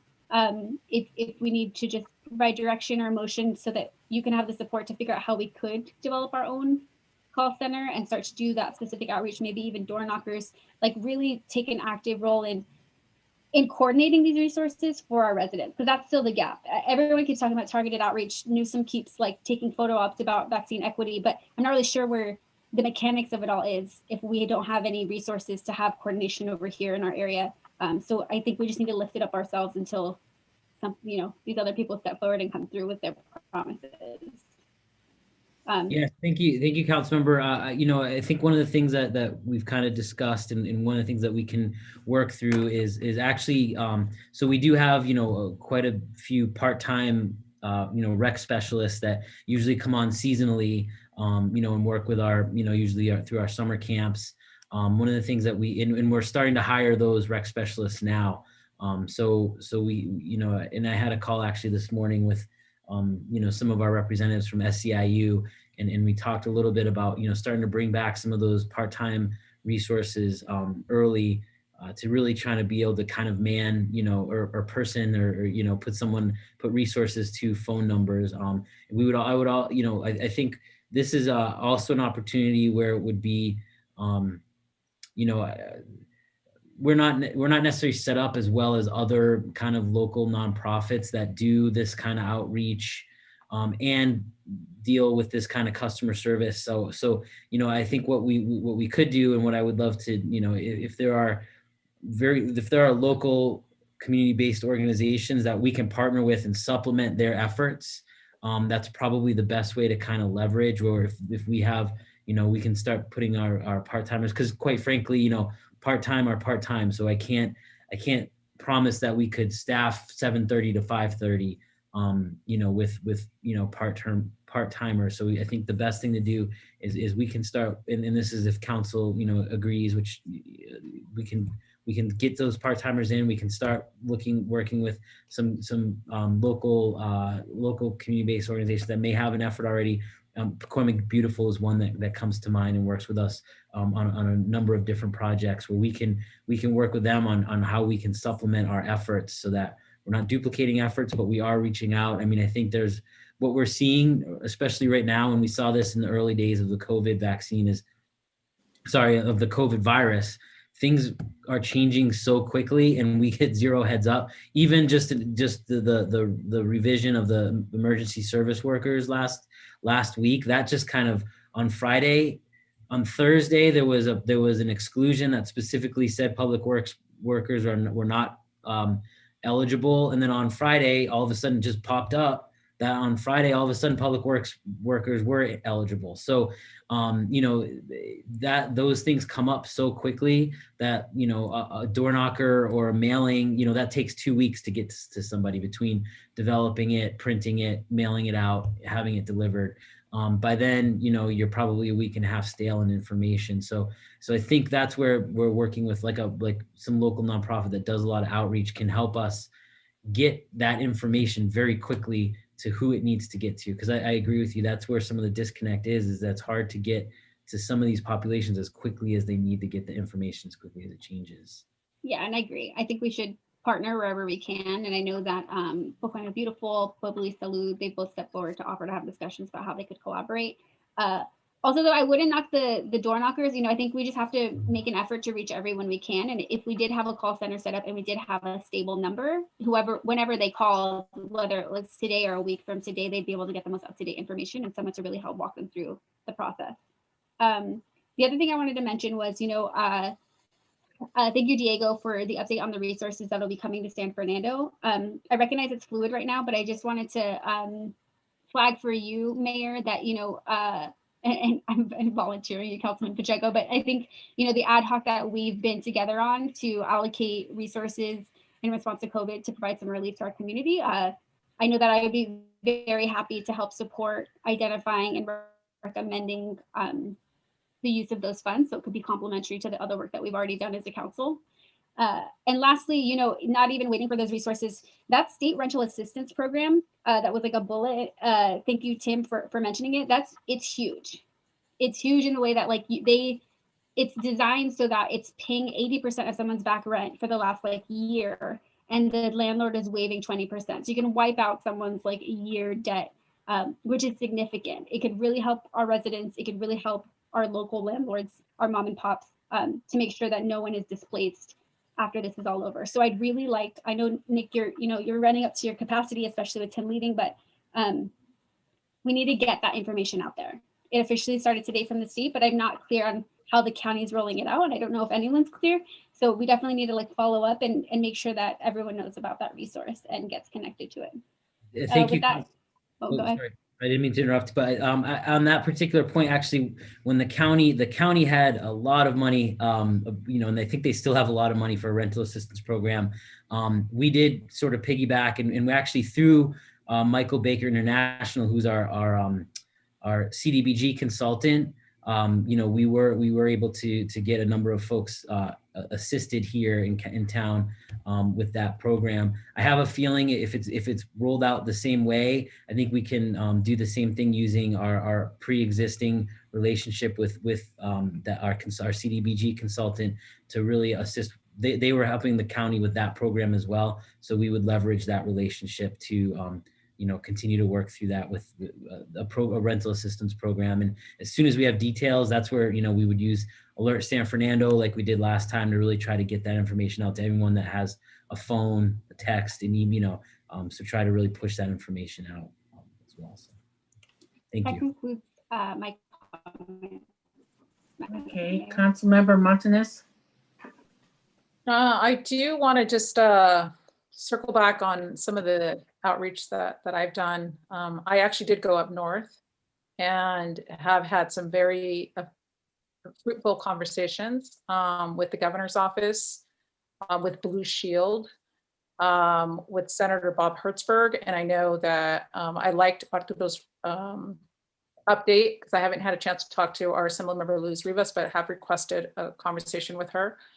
Blue Shield has expressed an interest in meeting with the city this week to talk about their role. So their role is to augment the vaccines that are going to be coming into under the governor's equity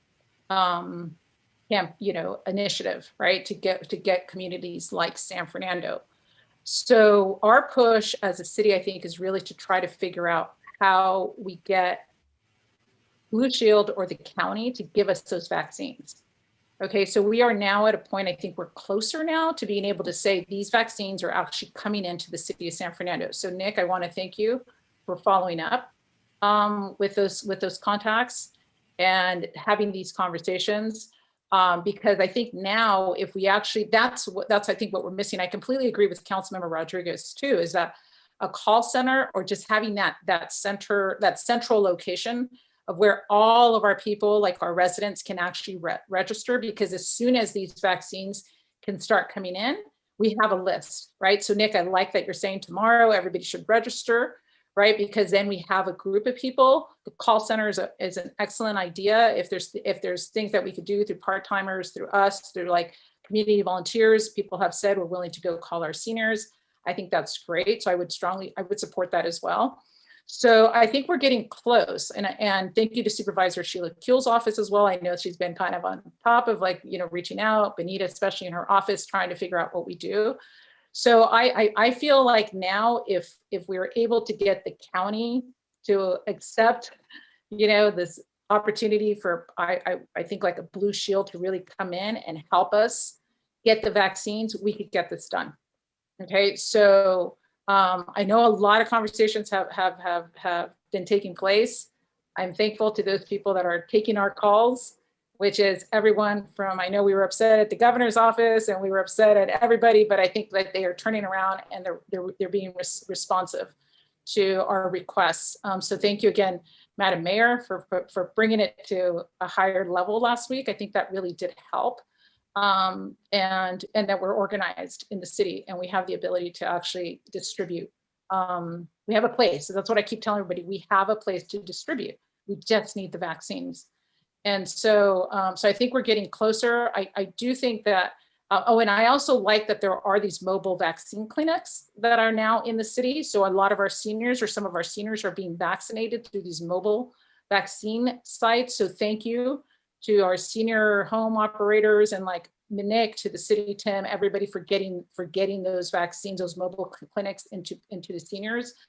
It would be interesting to see whether or not we could get one of those mobile clinics at Las Palmas Park, since San Fernando Park is already being used. Can we get a mobile vaccine clinic to go to Las Palmas Park and just focus in, invite all of our seniors, right? Tell all of our seniors, come for these days and really focus in on the senior population, so we could get that senior population vaccinated at 75% or more as soon as possible. So that would be one of the recommendations that I would have, is to try to get those mobile vaccine clinics at Las Palmas Park and focus in like on our senior population. And then the wristbands, I know I had talked about that before. Did we get any response from the county as to whether or not we could assign like a wristbands or the same day type service for people in our community that are not being successful in getting online appointments. Can they show up that day for X amount of vaccines, right? I think we had talked about, can we get 500 or 1,000 only for San Fernando residents? So if Nick, if you could let us know what the county has said, if that's possible for us to get that done for our residents, so that our residents can go the day of if we have been unsuccessful in actually being able to sign up through all of these online just registration sites, because I know it's frustrating. So that's the other question that I have. And then you don't have to go through all the numbers right now, Nick, but if you could just maybe on a weekly basis start sending us the numbers for number of San Fernando residents that we know are being vaccinated. And I think that would just be really important for us to have. So I think this week is just to have these conversations, with Blue Shield, with the governor's office, with our senator, with our assembly member, and really push hard to get the vaccine here. So I think we're getting close to actually being able to break that. Thank you, Councilmember. Just a real quick on your question, is it possible for us? There definitely is some unused capacity at like Rec Park. The county has not said it's impossible, but we're working through the logistics of how we do that, and with obviously with all of the council members' help, I think we can start get some sort of process going so that at the end of the day, if there are unused appointments, we can get those to San Fernando residents that may be on some sort of standby list. So we're still working through that, what that process looks like. And that's why that signing up through the city to get vaccination alerts, because that could be a really good, whether it's through a phone number or an email, that can be a good way for at the end of the day, if people are close and they're on this list, they're on a standby list, we can call them, and if they can get back in half an hour, they may be able to get on that list. So we're working through those logistics.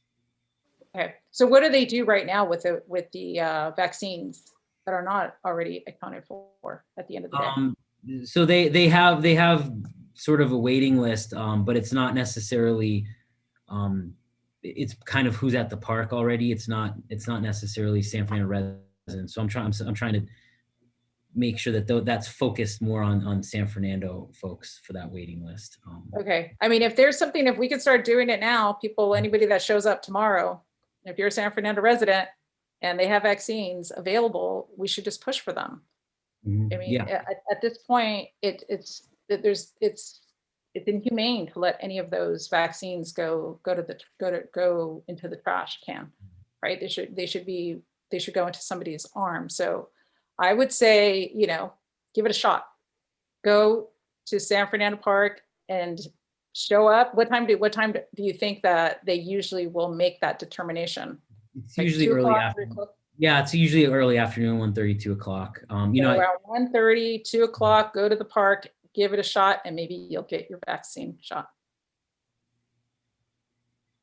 Thank you, Nick. And let's keep pushing hard this week to see if we could get a healthy dose of vaccines into our communities, based again on exactly what Councilmember Rodriguez was saying on those equity, those equity targets, that 40% now, what the governor has said, 40% of communities of color, right? 40% of the vaccines will go into these communities of color, and we clearly qualify for that. So we're making progress, and thank you for the teamwork. It takes definitely a village to try to save our people. So I really appreciate all the work that everybody's doing. Thank you. Councilmember Pacheco. Thank you, Mayor. I want to echo the gratitude towards the mayor's leadership, the vice mayor's leadership, staff's hard work, my fellow colleagues on council. We're all really frustrated, and we've been through a lot. We're on an emotional roller coaster this whole past year. And like I said before, it's okay to not be okay right now, I think our residents are looking to us to do our best. We could always do more. We could always do more. And so I understand the frustration of others, but I do want to echo the comments of the staff and my colleagues that we really are trying to put in the work and do our best to, try to stem the tide of this pandemic. Excuse me. The trend is finally our friend again. Our efforts at masking up, at avoiding large gatherings and so forth, they're working, but we can't let up right now. We're so close, and people need their vaccines. And whoever wants one should be able to get one. So I'm just going to preface my questions just with a few updates about what I've tried to do on my end. Look, I'm not a career politician. I don't have Governor Newsom's cell phone number. I'm not connected to lobbyists in Sacramento or anything like that. Just a young man from San Fernando who loves the city very much and loves our people very much. And all I really want to do is take care of our folks, right? To give voice to the underrepresented communities here in San Fernando, to give voice to the marginalized, because the truth is, we often don't have a seat at the table, right? We often are forgotten and left behind, and other communities in Southern California and LA County, they often seem like they got the favored treatment, while the rest of us are here, looking for a handout, and that's just not right. Again, at-risk community, the elderly, our essential workers, et cetera, we're all contracting COVID at a higher rate than average. And because of our lack of healthcare access and a host of other inequities, we're getting vaccinated at a lower rate than average. And so, we're faced with something that's so close to the end. There's light at the end of the tunnel here, but like I said, we really can't let up. And going off of this news about Blue Shield, I think it's notable that LA County was not in favor of having Blue Shield step in. In fact, it took several counties voicing their concerns for the state to say that actually it's not an option to opt out. Like, we're forced to go with Blue Shield. And I'm very skeptical that this was a prudent decision, inserting, a healthcare giant into the mix after we've had so many problems. I could understand how having Blue Shield might address some of the bureaucratic red tape. I'm sympathetic to that argument. But the fact is, we really can't wait. And I am very skeptical that it will be the most efficient use when, like my colleagues have said, the best thing to do is just to give us, the city of San Fernando, the vaccines. We have the locations, and we're willing to do it ourselves. And so I'm committed, like my colleagues are, to making sure this transition to Blue Shield is the right choice, and that our community gets the vaccines that we need.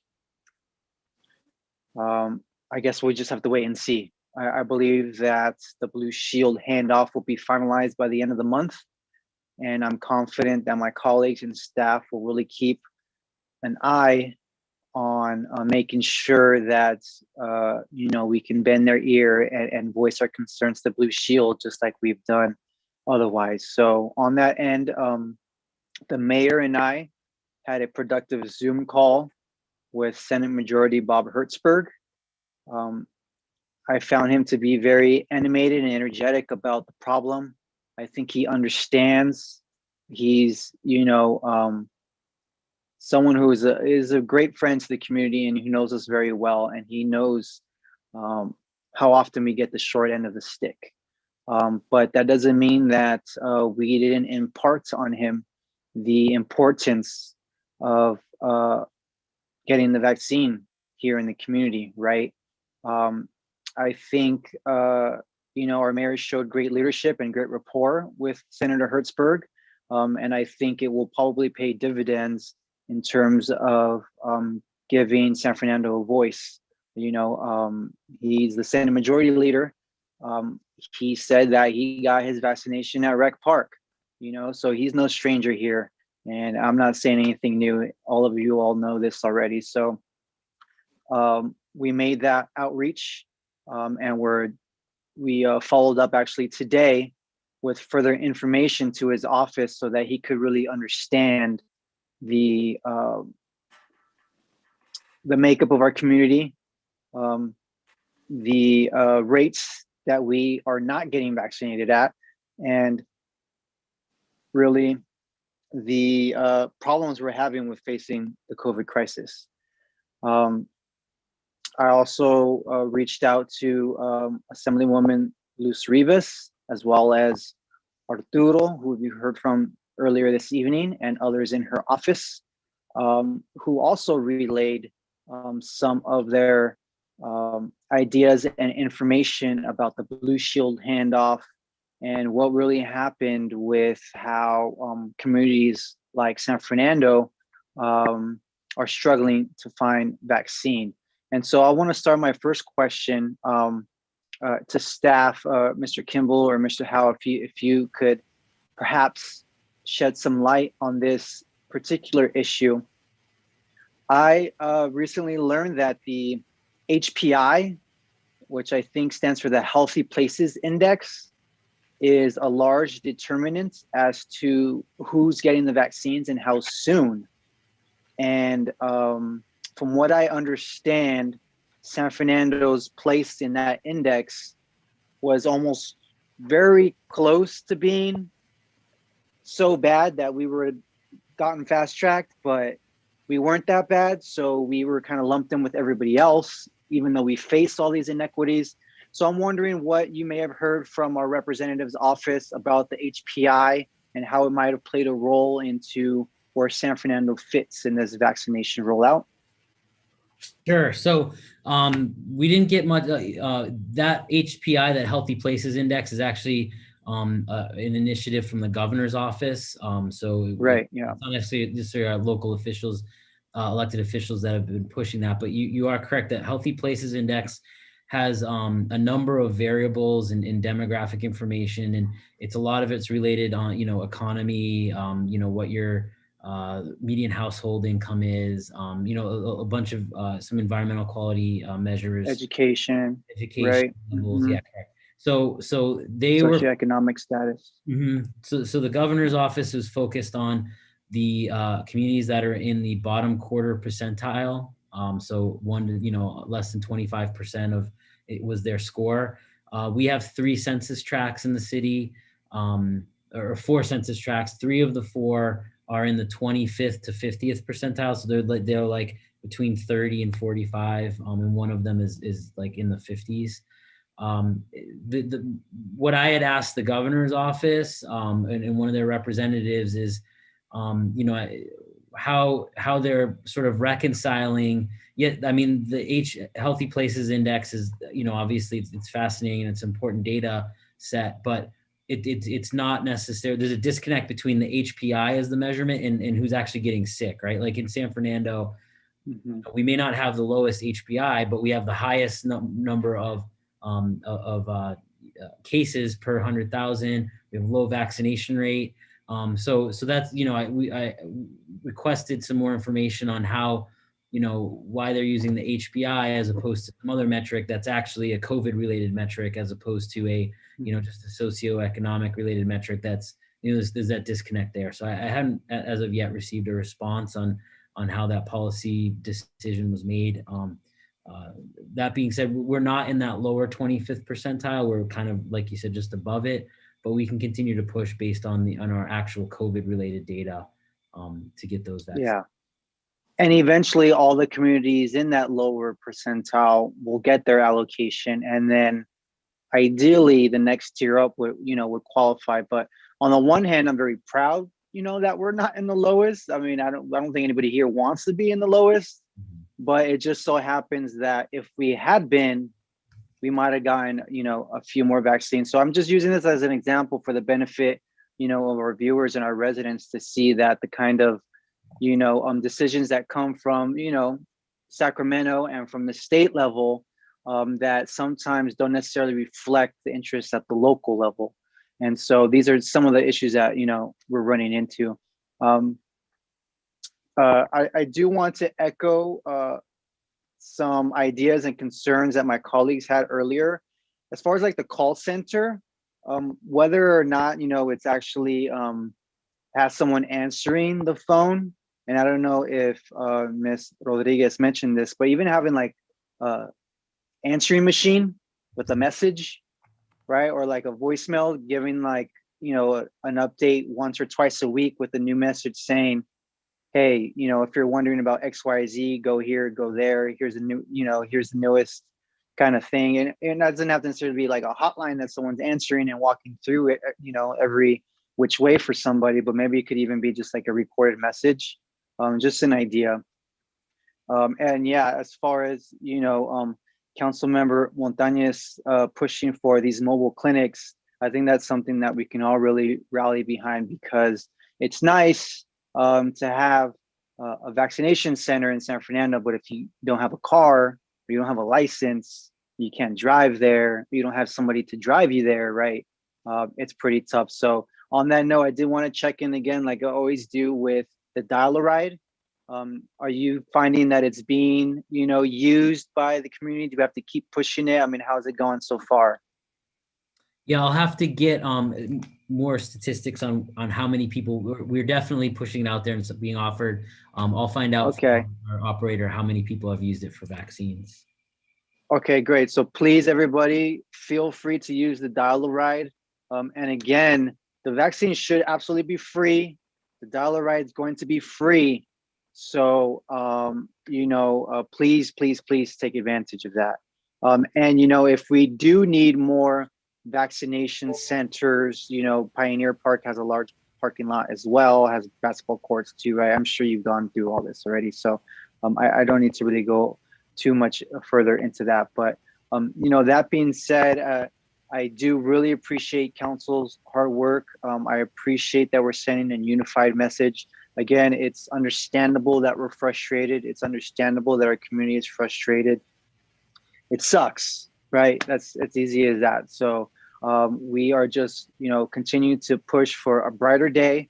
And the last question I want to leave staff is there any color you can add about when we can begin to have council meetings in person again? I know we just got leveled up to a next tier. I'm wondering if council meetings are in that aura anywhere, or if it's further down the line, or maybe a get back to me type question. Sure. Yeah, I can get back to you. Currently, it's a council decision. Some councils are meeting in not necessarily with the public, but the actual council members are in meeting in person and then broadcasting it through YouTube or whatever. So it is a council by council decision. So we can continue. We can start that discussion. I think personally I would recommend when most of our council members are vaccinated, that before we kind of get to that point. So. But Sure. And, maybe we can reserve this, a portion of this evening's council comments at the end of if anybody wants to chime in on their idea of whether we should or not, we can take advantage of that as well. So thanks again. And like I said, we still have a lot of work to do, but I'm very hopeful that, we can continue to move forward and continue to fight this pandemic with everything we have. Thank you, Mayor. Vice Mayor?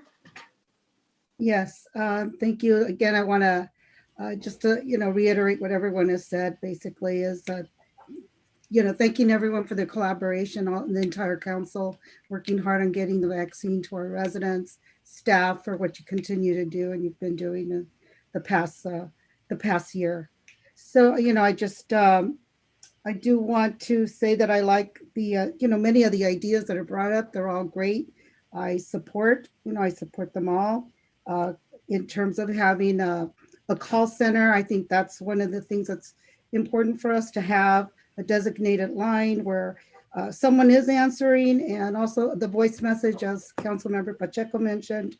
that takes them onto like a phone tree for different questions, English and Spanish versions. I think that would be great. And then at one point where they can leave a message and someone gets back to them. There are residents, in fact, I had some seniors trying to get vaccinated, didn't have any text, didn't have an email. So what are they to do? They can only make a call, but then the call's not returned. So, so if we can have something like that where they can actually reach a person that can help them go on, maybe we have little sessions with them in making that appointment with them. I don't, I'm not sure how that can get done, but maybe that's something we can offer. And also,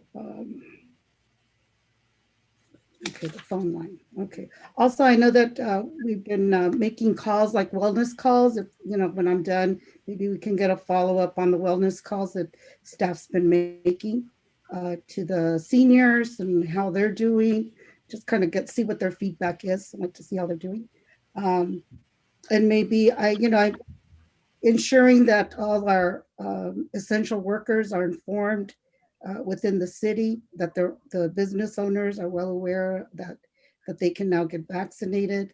For those, we do have some business owners that are not they're either too busy with their businesses and not keeping up with everything sometimes. But, I think, and maybe we just need to reach out to them to make sure that their employees get vaccinated.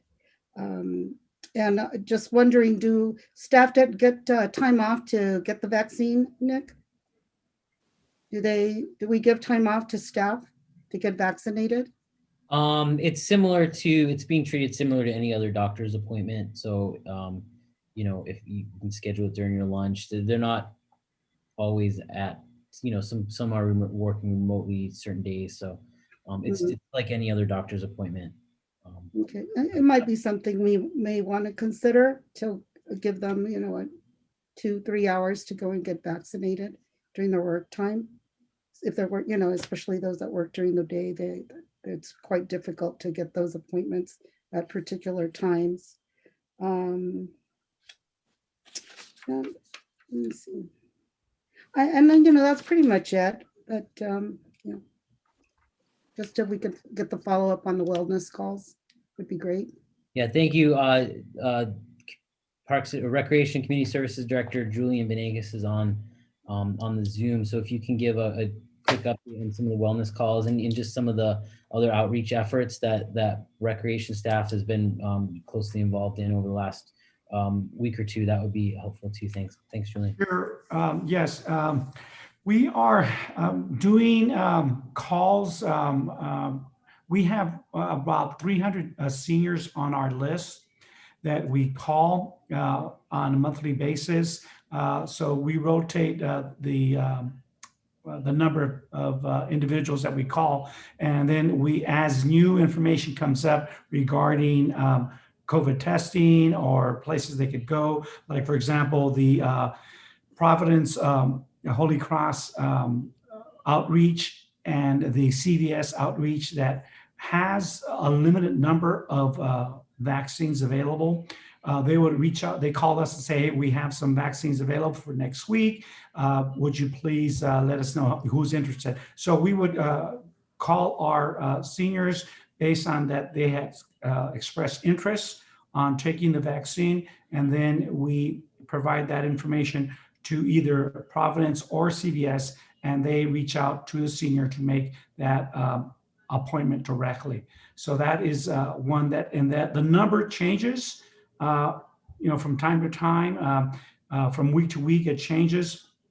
But we also get just random requests for any individuals wanting to get a vaccine. Like the example was last week, we had CSUN say they had 5 appointments available. However, it was only restricted to a certain time. So when we made our outreach to our seniors, there was only a couple of them that could take advantage of that opportunity. But anytime we get information, we call our list of our seniors, let them know what is going on. And then also we provide the information as it changes We provide updates to all our people on our list, getting those calls, letting them know what the changes might be, what they are, what actions they need to take to get a vaccine or to stay informed of what is going on. Okay. And do you find that many of them have had the vaccine, or are there still many that have? I don't have the exact number of how many of the breakdown is, but we do have the number of people who are expressed interest who have not taken the vaccine. That is roughly around 200 of our seniors that we have called that said they are interested. So I think it all depends on their availability to get to the site. So we do offer the senior ride. Let them know that we do have senior ride available. If they're interested, that we can make that connection so they could get the ride to the vaccine site. Okay, thank you. And also one last thing, I do support hiring additional staff or having staff man the phones, our city COVID phone line, or and making those calls and reaching out to our residents and businesses. So I'm very supportive of that. Thank you, Councilwoman Rodriguez, for bringing that up. Yeah, what I like to say to the community, I want to share with you that we have worked, all the council members have worked very, very hard to reach out to all the electeds above us. And as a matter of fact, when Councilmember Pacheco and I were speaking to Senator Hertzberg, Councilmember Montanez happened to text him right at that time and said she needed to speak to him urgently. And as she stated earlier, she did go to Sacramento. We are doing a lot of work. We are doing all that we can to bring every one of us. We all have relationships, different relationships with the various electeds. And we call them up and we twist their arm and we beg and we just say, we need it, we need it. And we're doing everything that we can to bring more vaccines to the city of San Fernando. It's just unfortunate there just aren't a lot of vaccines for all the people that need it, but we want our fair share, bottom line. That's what we want. And we're not going to let up. And we have a great team. We're losing one of our team members, Tim, but that's okay because I know that Nick's going to pick up the slack on that end. But we're a great team. We're working very hard to get the vaccines here in our city. And I'm really proud of everyone on the team. And when people make phone calls and assumptions, I don't think it's fair. And I have said I did get the vaccine. I was vaccinated. And I did say, don't worry, it's okay, you'll be okay. And I'm a person that has allergies, so I was concerned, but fortunately, it was good results. Here I am to say that, yeah. Anyway, thank you very much, everyone, for your hard work. I really appreciate it. We just have to continue making those phone calls and staying in touch and bringing the vaccine to our community. And not only our community, San Fernando is important, but if we don't look out for our neighbor, we can get, or our children can get COVID. So we have to be concerned about Pacoima. We have to be concerned about Sylmar. We have to be concerned about Mission Hills. I don't want to be dismissive of our neighbors, because those neighbors are family to us. They support us. They come to our restaurants. They come to our activities at the parks. They're very important to me. So I'm not going to dismiss anyone, but yes, does San Fernando need it? Absolutely. So with that, we are now on item 8, and I see the chief came on, which is good. And he's going to give us a crime statistics update. Chief. Good evening, Honorable Mayor and council members. Let's see if I can share my screen. Give me 1 second. Let me know if you can see my screen. Yes. Thank you. Give me 1 second here.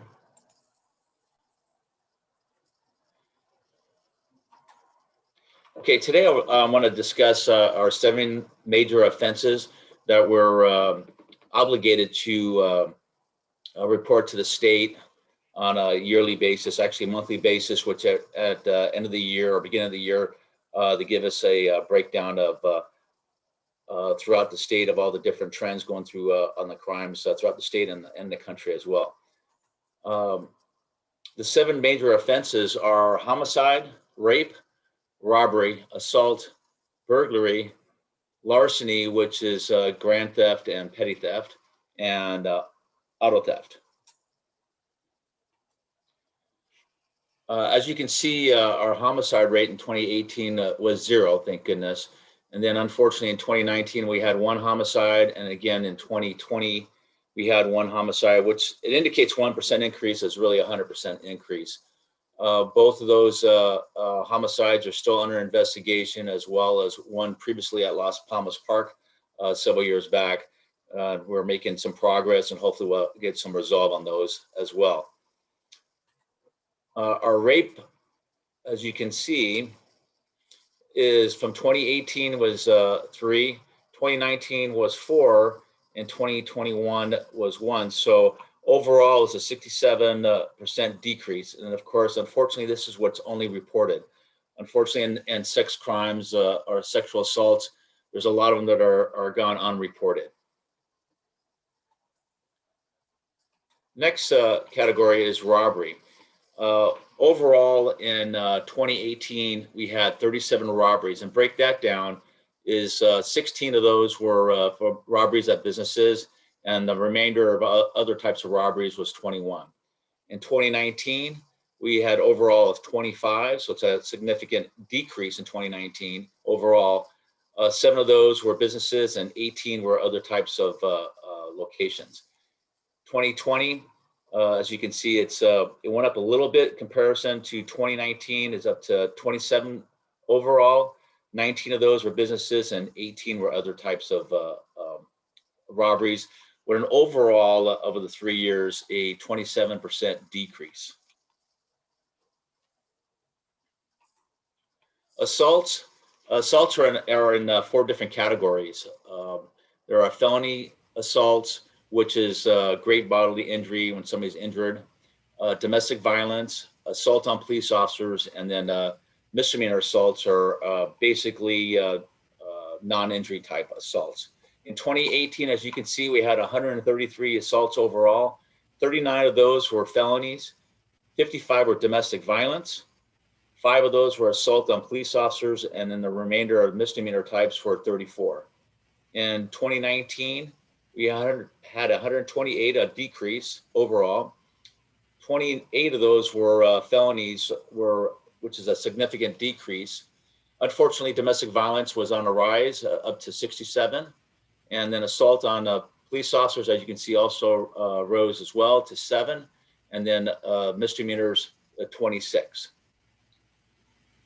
Oops, I'm sorry. Let me go back one. Hold on 1 second.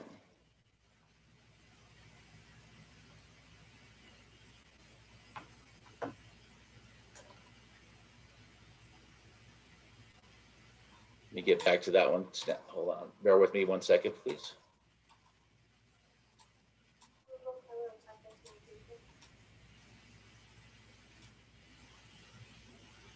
Okay. So in 2020, we had overall 135 assaults. 29 of those were felony assaults. 71 domestic violence. As you can see, there was a steady increase in domestic violence. Assault on police officers was definitely a rise, up to 10. Comparison to 2018, which was 5, and the misdemeanors are pretty steady at 25. So, an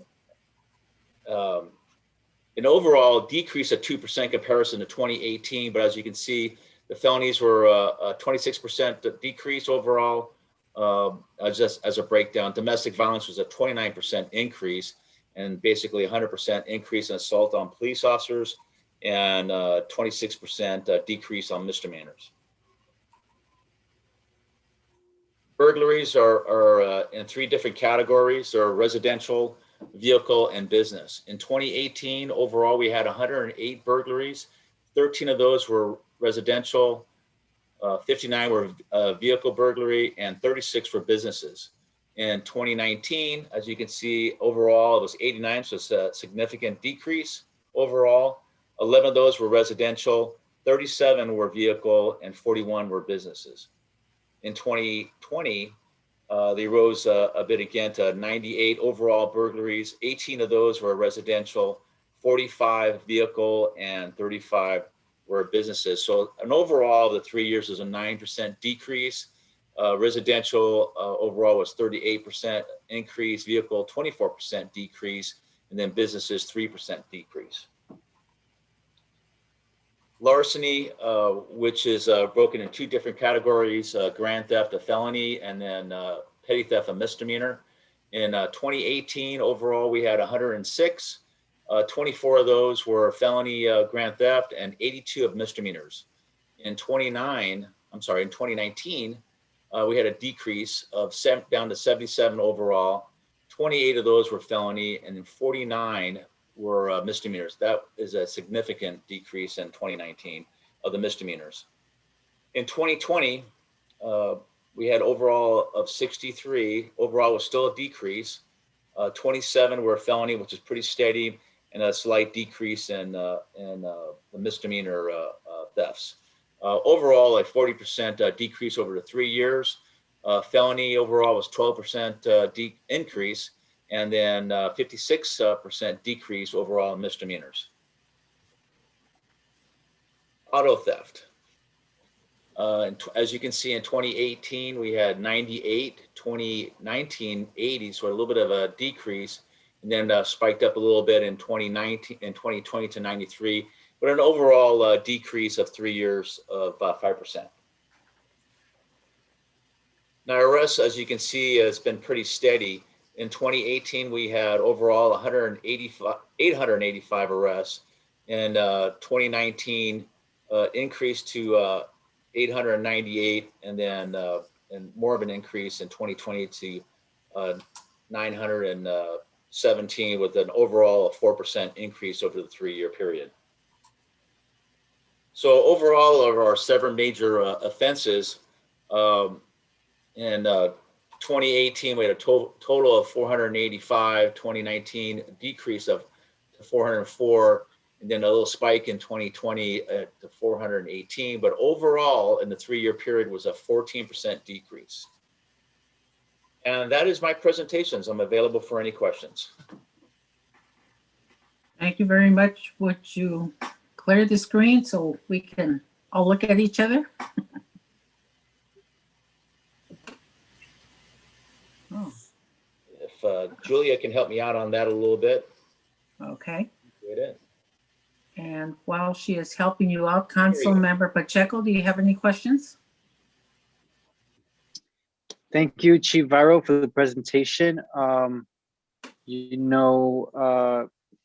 police department is one of the things that we are very, very proud of here in San Fernando. To me, I don't have a lot of experience in criminal justice. So if I can just kind of ask you a couple questions, based on your expertise and so forth. From what I understand, some communities and some police departments find that there's almost like a pressure to lower crime, like to have crime rates fall. And almost as a result, there are more, confrontations or more arrests that shouldn't necessarily be arrests, or, a lot of things that kind of fly contra to the community policing we do here in San Fernando. What's your experience with that? Like, how does our department kind of deal with that, if you don't mind? Sure, and I apologize for the video. I lost my video. I think Julie has to reactivate my video again, so I can't do it on my end. But we're pretty proud of what we do here in San Fernando at the police department within our community. I think we have a great relationship with our community, and we give that my officers have an option. There we go. Have an option to either they follow either the leather law or the spirit of law. We try to follow the spirit of law as much as we can, and only to arrest when we absolutely necessary to do so. But obviously on violent crimes, there's zero tolerance. So when we have minor crimes, we try to do the best thing we can, is try to resolve it without having any conflict. But unfortunately, even though our overall crimes are down on our 7 major offenses, but what we're dealing with on a day-to-day basis is our mentally ill people that are in our city and in our surrounding areas through homelessness. So that's been a complete challenge for us, with the limited resources that we have to get them resources that they need. So unfortunately, when we try to go out there and make contact and de-escalate the situation, which I think probably about 90% or better, we're able to resolve the issues without any physical confrontation. But unfortunately, when we have individuals that their mental state is so extreme one way or another, it makes it difficult. So when those type of cases, we'll try to get in the fire department to come in and help us out and to help us defuse it as best we can to get them medical attention and to get them to a local hospital for some treatment. But we try to give them resources as much as we can too. So we have our challenges, we try to minimize our physical contact with people as best we can, but unfortunately, sometimes the situation will dictate what's going to happen. But our officers have been very good and try to de-escalate the situation right up front compared to other surrounding areas where sometimes they get in a situation where they just don't have a choice. Maybe because of lack of training, I don't know, but I know our officers I believe they're well trained, and we get training more than what's required by the state, which has been a positive outcome for us.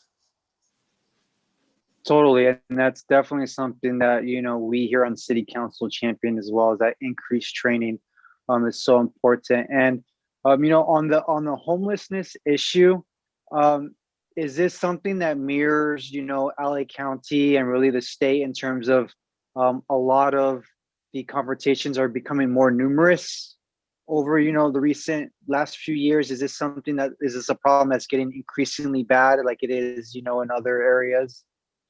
Yes, we are seeing it on the rise, but like once again, I think because of our training, we try to minimize any confrontation, but sometimes unfortunately there's just no choice. And then we try to, our objective is not to, obviously we don't want to hurt anybody, and in turn we don't want to get hurt as well either.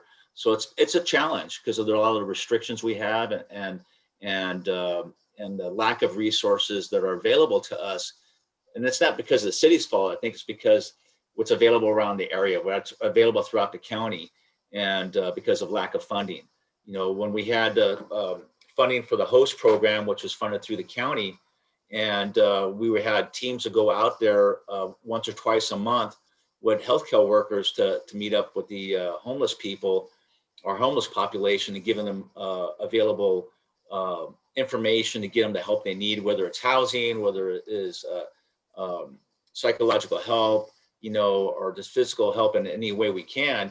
We had some resources, and then of course pandemic hit, a lot of resources dried up, a lot of money got diverted to other things, which was what we had to do for the pandemic, but we're not seeing those funds getting released again, so it's kind of hindering us what we can and cannot do. Understood. And could you just remind me, do we keep like a database of our homeless population? Are there like recurring individuals that you guys often encounter? Is it somebody new every time? Like, what is our approach there? We do have a few of our homeless population that we deal with on a constant basis. We have one that was arrested just over last night for vandalism, and we released him this morning, but he's a constant problem for us, and we're trying to deal with the courts, we're trying to deal with other resources through the county to get him the help he needs, because he doesn't quite meet that criteria for a 72-hour hold. So it kind of gives us, it kind of ties our hands a little bit. So trying to deal with those type of situations is a little difficult, but it is on the rise. But I think our officers are handling themselves in a very professional manner. Yeah. And but hopefully the resources will become available here in the near future as funding becomes more available throughout the county for these different types of resources that were available before the pandemic. Understood. And again, in my limited research and understanding, I have heard like cities like Bakersfield and others kind of knowing who our homeless population is, having that kind of one-on-one encounter like you're describing does actually go a long way. So I definitely appreciate that approach. And I think I think it's going to be the most prudent going forward. And then lastly, I do want to say thank you for your comments on, sexual assault, because as you said, although the numbers might seem low, it's just unfortunate that so many go unreported. And, this is nothing new. Everyone here knows this. So I do appreciate that acknowledgement that it's just so hard for victims to come forward. And, it's something that, our society is constantly dealing with. So I will absolutely follow up with you one-on-one in the future offline, but thank you for the presentation, and I'll yield my time. Thank you, Mayor. Thank you. Councilmember Martinez. Thank you, Chief, to you and to all of our officers and the support team at the police department.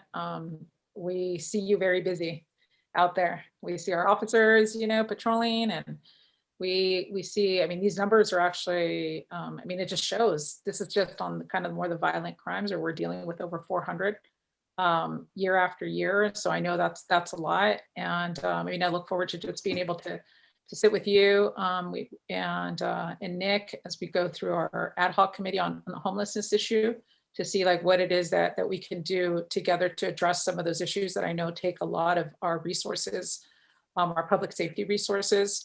And then just, continuing to just really work with you. The assault on officers, that was a big number to see that huge increase. And so, the efforts that our officers do should be recognized and shouldn't be assaulted for that. And so we'll talk more about what you think was happening there during those times.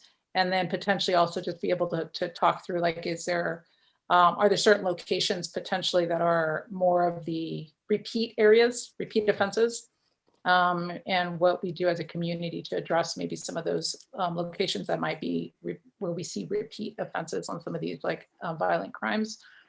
So I think we could get into more of those, as we go through our ad hoc work, and just overall, I just really want to say, thank you. It is noticeable that you are out there. Our police department is out there, and we appreciate that. And I look forward to our budget discussions to see what we can do to continue to build up our police department.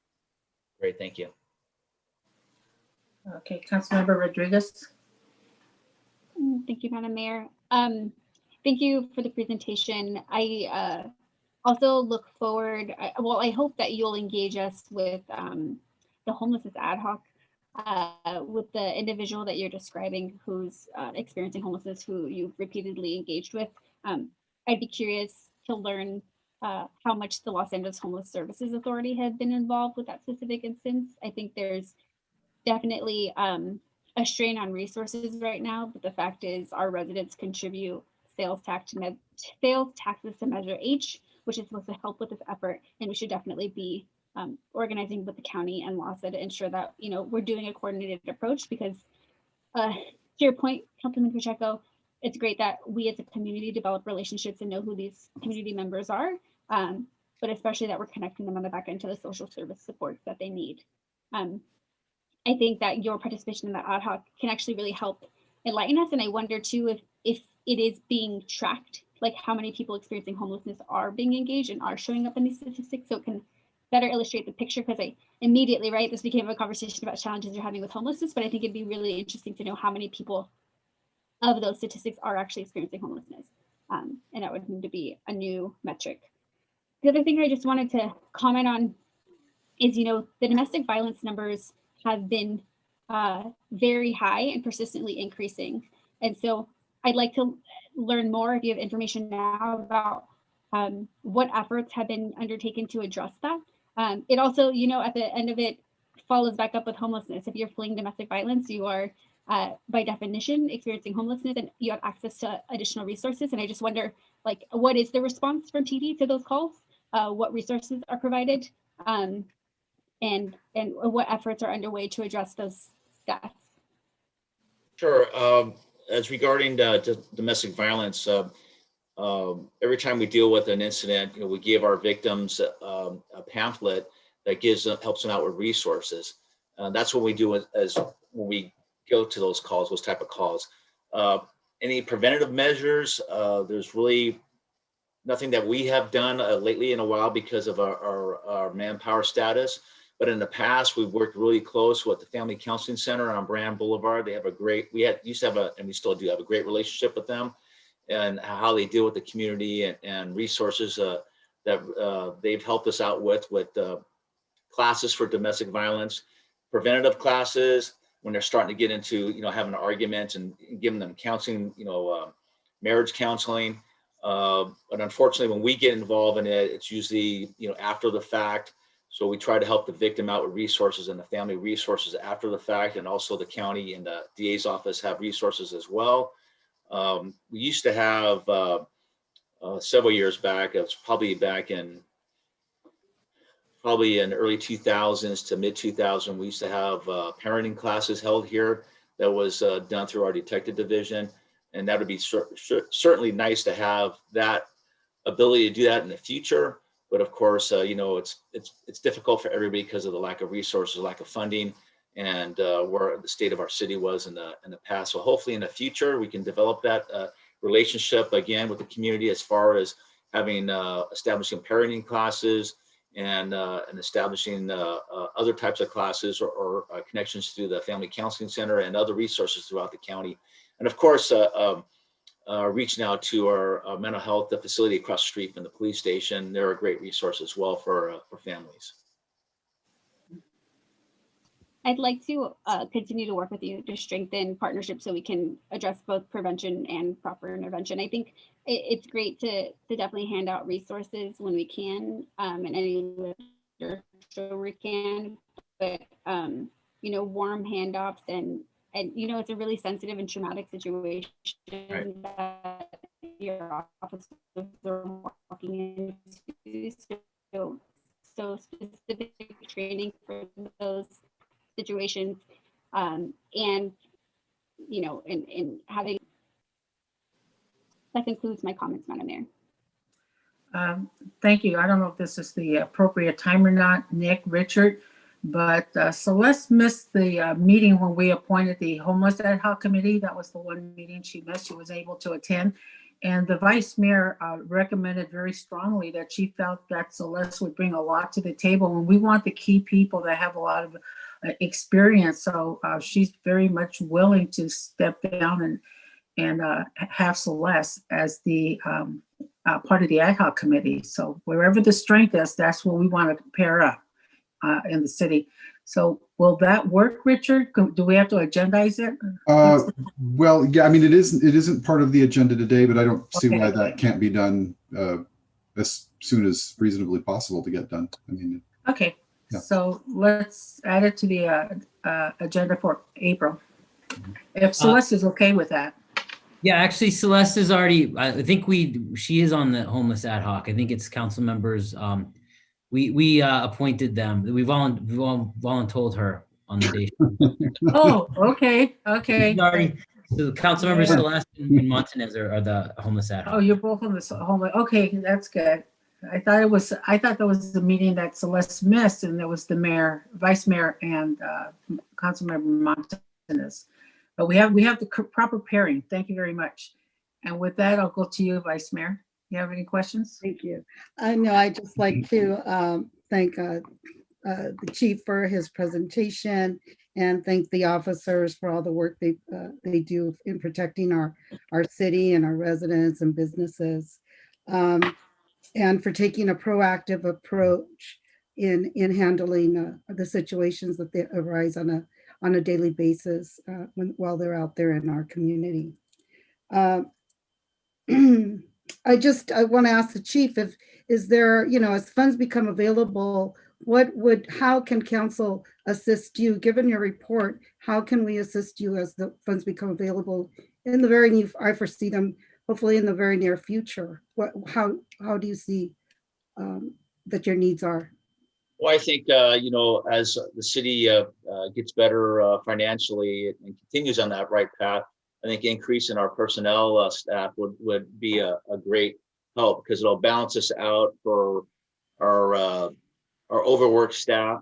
Our officers are working a lot of overtime to cover shifts because of our lack of staffing, or having a little difficult hiring in a quicker pace, at a fast pace, everybody would like. That's a little bit of a challenge. So if we have in the future the ability to increase our staffing level, that would be a tremendous help. But I think really is really be getting those funds available from the county through I believe it was like Councilwoman Rodriguez indicated it was Measure H out of the county. That'll help us out to reinstitute the money to flow through the LA County Chiefs, which controls the funding spread throughout the different cities.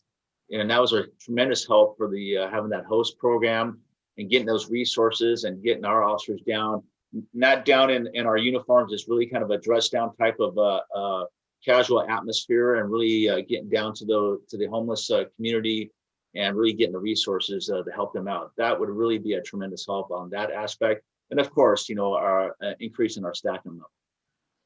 Great, thank you. Thank you for the information.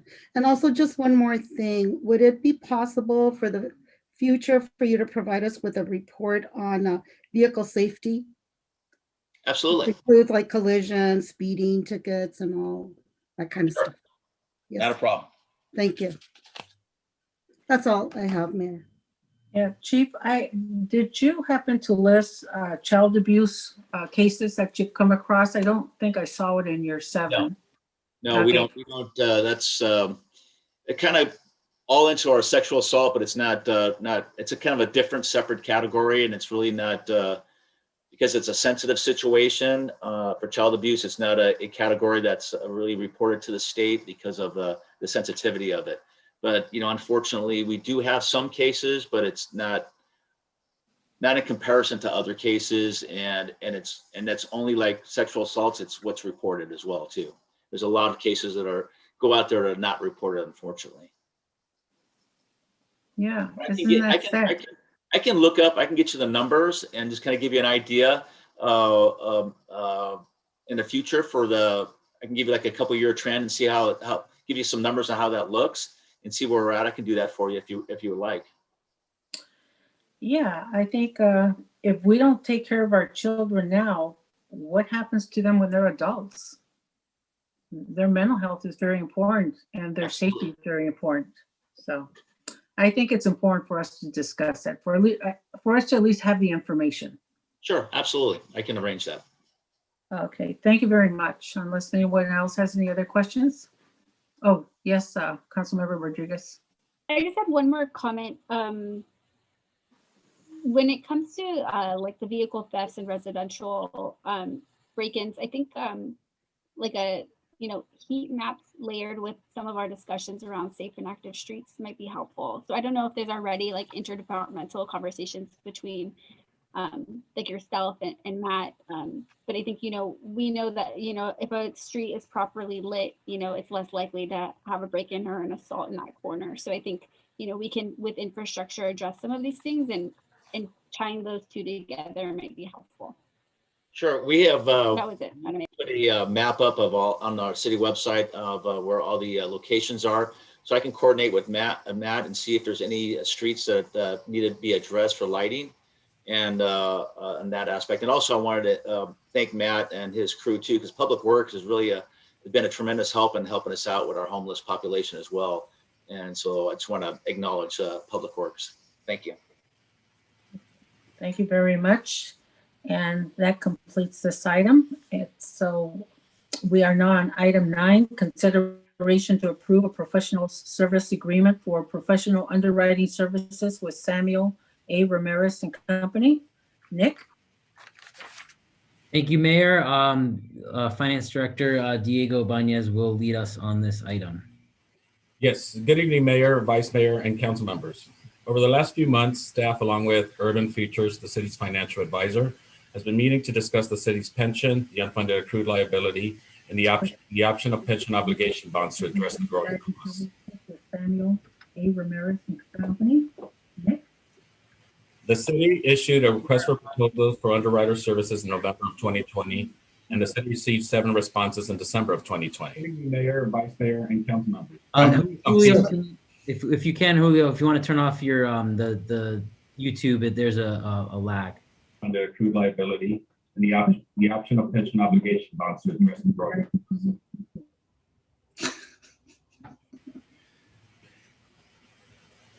In January, the City Council formed the Financial Advisor Services for Pension and Retiree Health Ad Hoc Committee to assist with underwriter selection. The committee interviewed all 7 respondents: Carrera Capital Markets, Citibank, JP Morgan, Loop Capital Markets, Raymond James, Samuel A. Ramirez, and Stifel. All firms were qualified to assist the city with the bond issue. After interviews involving presentations, experience, and specific city questions, staff in the ad hoc selected Samuel A. Ramirez and Company due to their knowledge of pension obligation bonds, their specific knowledge of San Fernando, and their accessibility to staff as the process continues. Samuel A. Ramirez also reduced their fee for the bond issue, which resulted in additional savings of $22,500. The next steps involve staff assisting Samuel Ramirez with city financial information, staff reports related to the city's COVID-19 response, and other information necessary for Samuel Ramirez to determine a bond issuance amount. This concludes staff's presentations, and Julio Morales of Urban Futures and Mike Mejia of Samuel A. Ramirez are available via Zoom to answer any additional questions. Councilmember Gonzalez. I'm sorry, I'm looking at you, Rodriguez, and I'm thinking of Gonzalez. Councilmember Rodriguez, do you have any questions? I was actually hoping to hear from the ad hoc, and I might have some after that, but none at this time. Thank you. That sounds really good. Okay, Nick. Yeah, if Councilmember Montanez and Vice Mayor Mendoza, yeah, please share your recommendations and your thoughts. I think that will add a lot of insight. You guys did a lot of work and you spent a lot of time with the team. So please take this opportunity to share.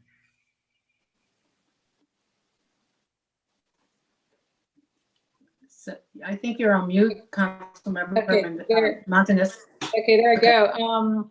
So it was definitely a lot of hours of interviewing some of the top firms, I would say, that are doing pension obligation bonds and just involved in municipal finance. So thank you, Nick, Diego, Julio, for bringing together what I thought was a really impressive group of firms, highly capable, very well connected, lots of experience. It was definitely competitive. And so the good thing about it is that in this competition, we emerged with the best. And so our recommendation unanimously from the ad hoc is to go with Ramirez.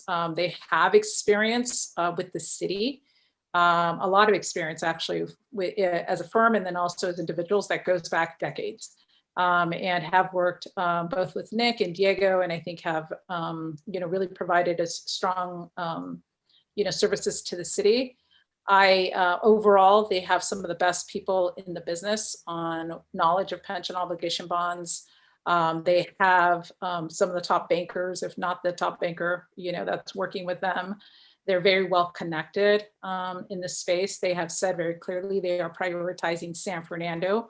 And the day that we go to market, we will be their priority and their only priority to make sure that we get the best rate possible. And they have successfully been able to get some of the cities that they've done in California, some of the lowest rates actually, when they've gone to market on pension obligation bonds. So, I'm happy to say that, that I feel strongly that we are recommending the top firm, and that we're going to be in really good hands, and be able to really get guidance from the team as a whole. This is a firm that has said to us from the top down, everyone will be engaged with our deal the day that our deal goes. And that's not something that you get from a lot of firms. So we are getting the best of the best, and we appreciate that. And I think that we're well positioned. As the council makes decisions on how we move forward, we're going to be really well positioned with Ramirez. And I have to say too that it's just that as a city like San Fernando, it's really an honor to be able to work with a top-notch minority-owned firm as well. That is considered one of the best in the country. So we look forward to hopefully getting unanimous support from the council, and being able to continue our long-term relationship with Ramirez, and really getting the best deal that we can for residents and taxpayers here in the city of San Fernando. Thank you very much, Vice Mayor Mendoza. Yes, the ad hoc, we worked really well together. You know, it was a great experience listening to all the underwriters. They were all great. They all had great presentations. And Urban Futures, Julio Morales was great. I thank you for your guidance and your insight and knowledge that you provided for the committee. We tried to find someone that was a good fit for our city and had the experience that was well supported by Nick and Diego Ibanez, the finance director. So I support Samuel A. Ramirez and company and hopefully have your support in making an agreement with them. Thank you. Thank you very much. So now I will go to Councilmember Rodriguez, not Gonzalez. Yes. Thank you so much. I just want to say thank you for applying. I really appreciate you, Vice Mayor and Councilmember Montañez for moving through the motions to properly vet all the applicants, and of course Diego and team. I know it's not easy, and also this is like a concept that's not super practical to explain to the public, but so vital to ensuring that, you know, we're financially stable and we're addressing our liabilities properly. And I also want to recognize, right, the former council for choosing to move forward with POBs. So just thank you to everyone, and I really appreciate all the work that's gone into this. I look forward to voting. Thank you. Councilmember Pacheco. Thank you so much. Well, you come highly recommended by our ad hoc, and I very much respect and consider the opinions of Ms. Mendoza and Ms. Montañez. That being said, you know, you'll deal with all of us, and I hope that we continue to have a great and collaborative relationship. I mean, as you know, this is a huge undertaking for San Fernando. I mean, it's kind of like a slow moving train wreck for us.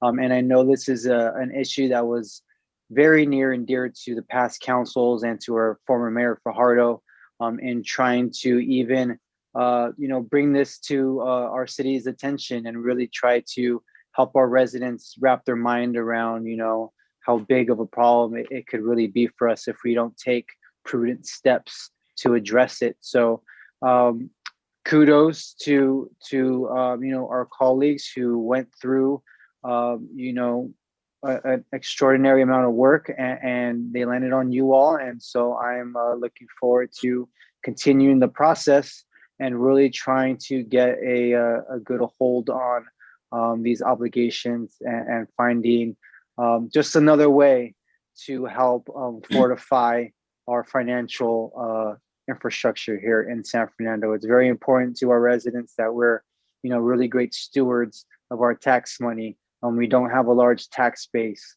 And so I think us getting creative and really just facing our problems head on is always going to be the best bet. So thank you again, and I look forward to working together. Thank you very much. I really value the recommendations of our ad hoc committees. Everyone on the ad hoc committees are very committed. And with that, I want to thank you both. Successful, very nice, thank you. And the team. Councilmember Montañez, would you like to make a motion? Yes, so I'll make a motion. Let me read it. Do I need to read it exactly as is on the agenda? Yes. Say per staff recommendation if you want. Okay, Yeah. just so we get it right then. So Yeah. I'll make a motion then to approve the staff recommendation. You know, thank you, Michael, for being here. And please, you know, send our regards and thanks to the entire firm. Will do. It's a pleasure and an honor to be here with all of you. So I'll make a motion to approve staff recommendation. Okay, and Vice Mayor, would you like to second the motion? Second. City Clerk, roll call, please. And do Yes, it nice thank and you. slow so that they can be a little bit nervous, okay? Council Member Rodriguez. Doing a long pause for the mayor's suspense. Council Yes. Member Rodriguez. Yes. Council Member Pacheco.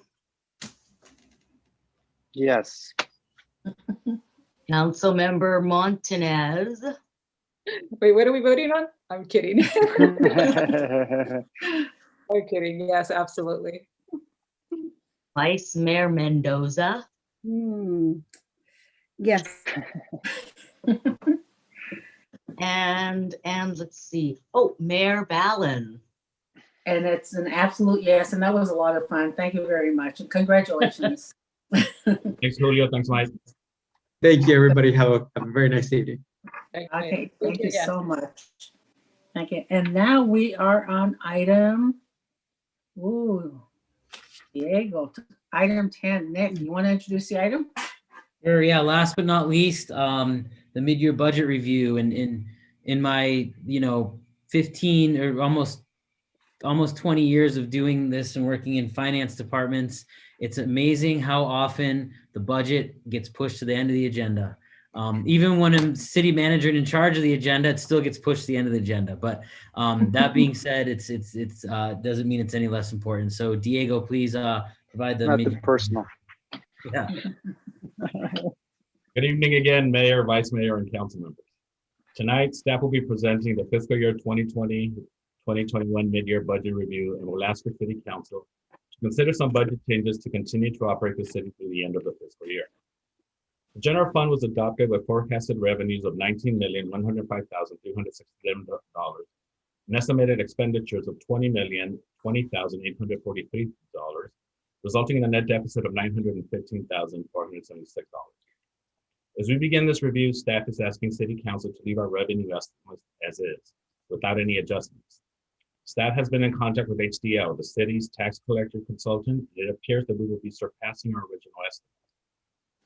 City Council has adopted several COVID-19 assistance programs for residents, such as business tax amnesty programs, waiving of fees, interest-free payment plans, and these could affect the revenue. We will bring this discussion back to City Council during the regular budget season. In terms of expenditures, staff is asking Council to approve the carryovers from last year, which total approximately $1,527,917. It has an adjustment for a commissioner reimbursement of $4,500, an adjustment in finance that takes into account the retirement cost savings, while also making an adjustment for animal control services in the city's HCL contract. Staff is also asking for $32,000 for streetlight lockdowns. These changes equal to $974,410, which would increase the expenditure from $20,020,843 to $20,995,253. In other funds, staff is requesting $80,000 for purchases of 2 police vehicles, an appropriation of $210,000 for utility payments. These adjustments would increase the overall general fund deficit to about $1,889,886, which will be a one-time deficit. As in improving economic conditions, we will put the city in a more favorable position. In terms of our budget for 2021 and 2022, staff has provided a timeline of budget discussions beginning on April 5th with City Council goals, study sessions, a proposed budget date of May 3rd, 2021, and leading to an adoption date of June 21st, 2021. That concludes staff's presentation. Any questions? Councilmember Rodriguez. Thank you. I just have a couple. My first one is, with everything that's being recommended for purchase, and what stood out to me was like the police vehicles.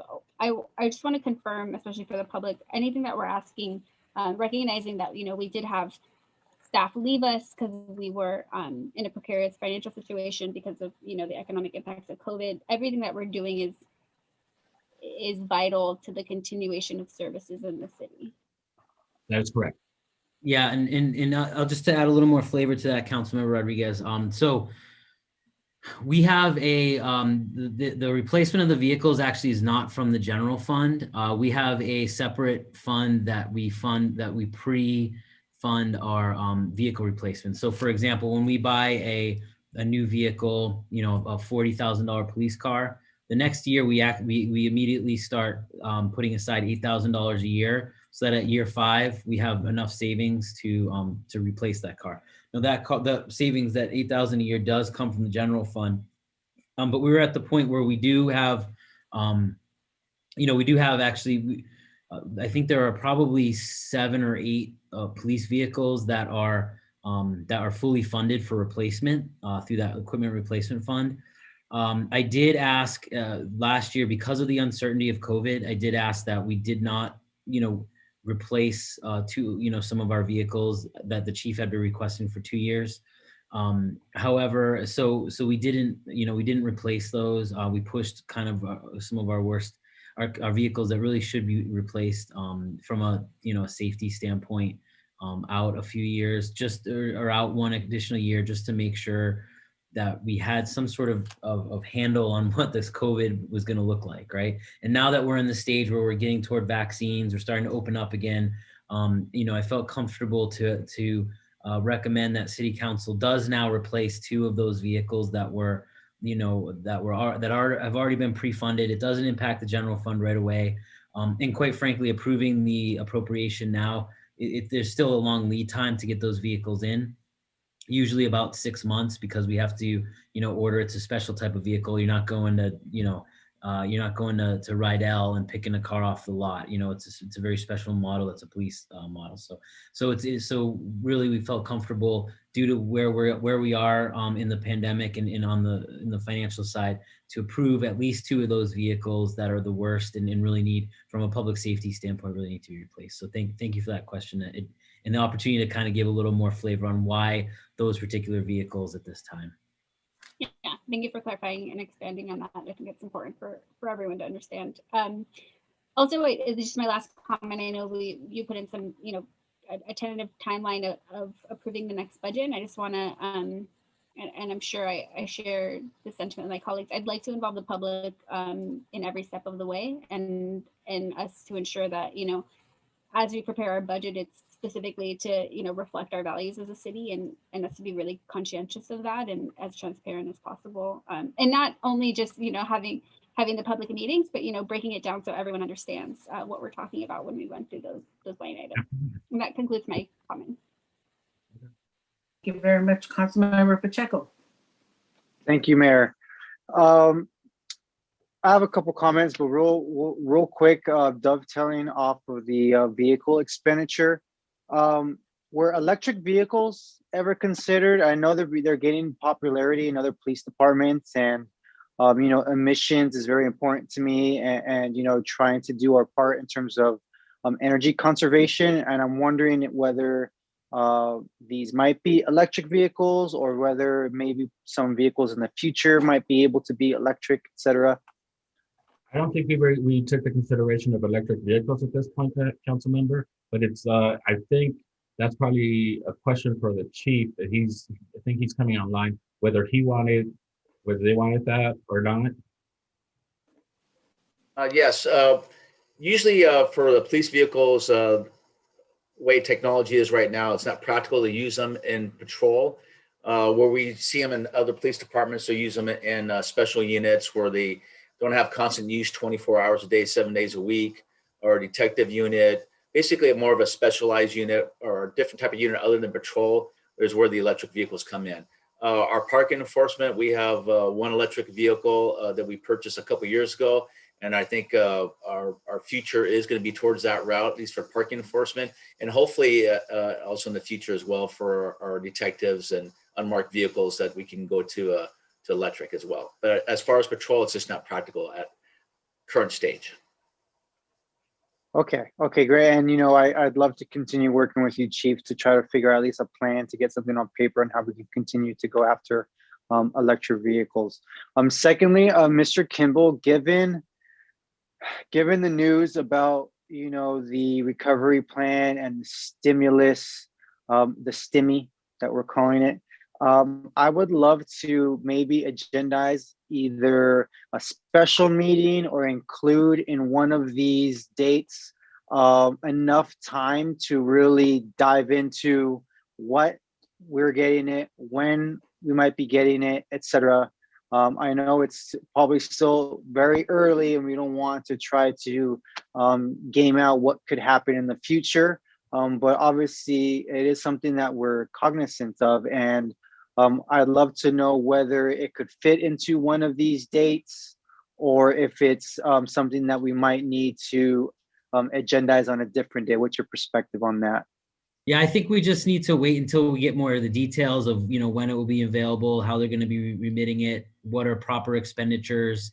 We've gotten sort of a couple high level indications, as Diego had mentioned. He was on a call with League of California Cities. So I think it's, I think as we get more information, we get closer to some of these budget study sessions, we should hopefully have more details and just be able to give you a better answer as to, what good timing would be and if there should be a separate study session.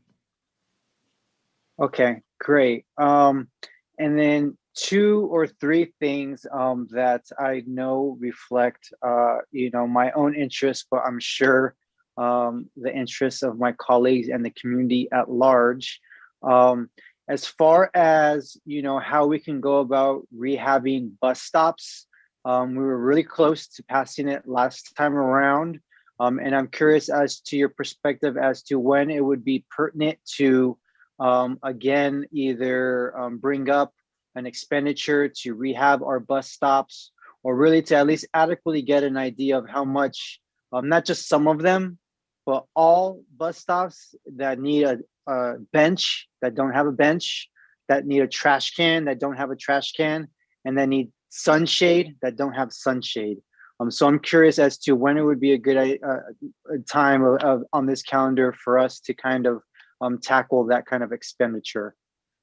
Actually, I'll probably pass it off to the Public Works Director, Matt Baumgardner, in a second. Just as an FYI, after we had that discussion back in January, I believe it was, we actually did a little bit more research there's actually, we do have a pool of money that we do need to spend or at least get encumbered, I think by the end of summer.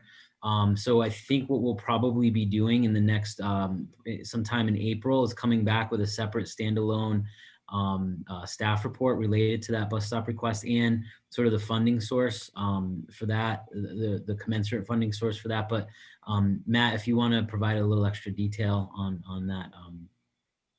Sure. Yeah. Going back to 2006, the city signed an agreement with Metro, who is the administrator of some federal funds that we received that have been used in the past for a first phase of bus shelter upgrades, as well as putting in the CNG fueling facility. We have roughly $315,000 left. And as Nick was stating, we need to use these funds, or we at least need to encumber them and award a contract to do a second phase for bus shelters and bus stops by September.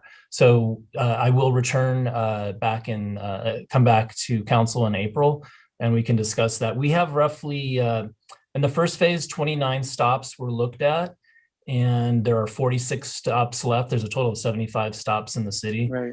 We have 46 stops that we can look at. And one of the things that we have to do is we also, Metro needs to review our plans and determine if they meet ADA compliance. So if we're going to be installing a bus shelter, it has to be in an area where there's still room ADA compliance to be met. So out of 46 stops, we won't be able to do all of them. And with the funds that we have available, we probably could do roughly 20 stops. So that would get us a good portion of the way there. So I will return back in April to give you a little more detail on that. Excellent. Very keen to hear more. That's great news. Secondly, something that we started a few years ago as far as the potholes and the pothole busting. It was raining today, and it just, it's definitely top of mind. So I'm kind of curious as to how big those expenditures have been since we started that program, whether there's even any kind of manpower, so to speak, to throttle down, or are we really fielding all of the pothole requests and we're, kind of at an equilibrium? I mean, I don't know necessarily how it has been working so far. Yes, I can report that it Okay, is great. kind of Yeah. it is kind of a, an ongoing battle for us. We have a couple of part-timers that are funded, the pothole busting crew that was that council approved a couple of years ago, and it is kind of an ongoing battle. It's not at equilibrium, I would say that for sure. Okay. And we are looking at new methods for filling potholes so that they actually can stand up longer. And we're also looking at some equipment. So that is something that we are looking at for next year's budget is Totally. different methods, as well as different equipment that we can use to make the repairs more lasting while we're waiting to get our streets repaired. Great, great. And then I'll just comment briefly that I know we spoke about equipment for trash cleanup as well. So hopefully that can be reflected when we're reasonable in terms of giving our people the tools that they need to be more efficient and quicker and all that good stuff. And then finally, the tree fund. I think we are probably close to finally expending how much we had allocated last go around. And so I'm not sure, Mr. Kimball, if we actually are including it going forward into the public works, or if we need a separate kind of line item each budget session every year. I forget how it actually went down last time, but any kind of color you could add on that. Yeah, I believe the discussion was that we would it wasn't funded for this current budget year, 2020/2021. But the agreed that we would discuss it again in the upcoming fiscal year. So we'll make sure that it's part of the discussion when we have the proposed budget, and whether or not that becomes an ongoing or every year it needs to be requested. Excellent, excellent. Okay, I will just say my piece that I truly believe that it should be something that should be ongoing. I've been really enthused by Councilwoman Montañez's experience in this area, and I think a really smart urban forestry program could do us a lot of good here. So I will leave it at that. I'm looking forward to working these purse strings, so to speak, and making sure we're smart and we're efficient and we're going after everything with a scalpel. Thank you to the staff for the presentation. Thank you for the hard work. I'm looking forward to all those budget awards that y'all get every year. And I will leave it at that. Thank you, Mayor. Okay, Councilmember Montanez. Okay, thank you, Madam Mayor. So let me make sure I understand it. Okay, so when the budget was approved for 2021, there was a deficit of about 900,000, right? Yes. Okay, so now we're making adjustments, but the adjustments are all on the expenditure side. That is no new revenues. So no new revenues. No, there are revenues. We're not making any adjustments or any increases in the revenue streams that we're seeing at the moment, Council Member. We're keeping that static because we adopted the budget with $19,105,367.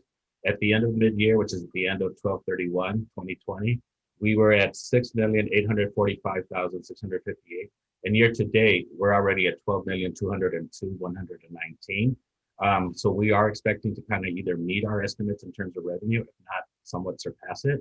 So at this point, we're not asking for an adjustment up or an adjustment down, given because some of the programs that council has adopted will affect revenue.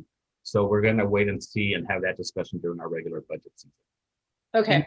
And Diego, maybe you can, sorry, Councilmember, not to interrupt you, but just Diego, maybe you can go a little into the carryover and why our deficit grew is primarily for the radio system, which was a multi-year, 3-year expenditure, but we had to budget it all in 1 year. So although we're carrying over that full $1.5 million, we're only going to probably expend, I think 600,000 is the payment this year. So that's a multi-year budget. So even though there's going to be a budget deficit of that $1.5 million, we'll only spend 600,000 in this year, and then the remainder will be carried over to the following year. So that's a little bit of I think that inflates the deficit a little artificially from a cash out the door this year perspective. Okay, so of that 1.5 on the radio, you're saying about 600 of it will be what we spend. Yes, I believe so, right, Diego? Yeah, I think it's right. about closer. What about the assumptions too, where there is a negative 590,000 on the retirement savings? Did Yes. we make estimates that were we expecting a higher savings on the golden handshakes or the early retirees, or am I reading that wrong? That is the first savings we anticipated for this year. We anticipate about 650,000 roughly estimate of those savings. And we added that on, we took that into account as well as we prepared this mid-year. So about 650,000. So that will be counted by the time we're done with our 2021 budget year. Yes, please. And then next year, when we start preparing that, when we see the absence of those positions, we'll also take that into account and highlight what the savings would be. Okay, so are we going to do another budget adjustment like when the governor does his May revise? Is there any estimates or is there any assumptions that there will be more funds from the state, or do you think that the revenues will definitely stay as is? The revenues will stay as is, but if we get any more outside funding, we will bring it back to council and we'll set up what exactly where we want to see that in terms of revenues and then in terms of expenditures. So we will have to bring that item back as a staff report for your consideration and approval. Okay, so there could potentially be additional adjustments. Yes. Yeah, because I was feeling uncomfortable about voting for a budget where we're saying we're going to be 1.8 million deficit. Yeah, and we totally appreciate that, and I think it made the difference between the encumbrance of the radio and the fact that we have the full budget carrying over versus what's going to be cash out the door does, like we said, kind of artificially inflate that. But at year end, I think staff Diego and I talked, and we're very confident that at the end on June 30th of 2021, basically. We should be in a position where actual revenues and actual expenditures are at a minimum. We'll have balanced our budget, but we actually expect there may be a little bit of a surplus when the actuals come in. So, but I appreciate that the budget comment where we're actually adopting a little bit larger of a deficit. And again, that's a lot of timing and encumbrances from a financial standpoint on that radio system. Okay, I mean, so knowing that there could be additional adjustments, right, then I would say, I mean, we could keep moving forward, but the goal obviously is come the end of the fiscal year, we want to have a minimum of balanced budget. A balanced budget, correct. Okay. Okay, thank you for that. Thank you for explaining, some of the cash impacts too, and all the stuff with the radios and the retirement. Appreciate that. Okay, thank you very much. Vice Mayor? Yes, thank you, Councilmember Montañez, for the questions, and Nick and Diego for clarifying them all and making them very well understandable to all of us and those that are listening.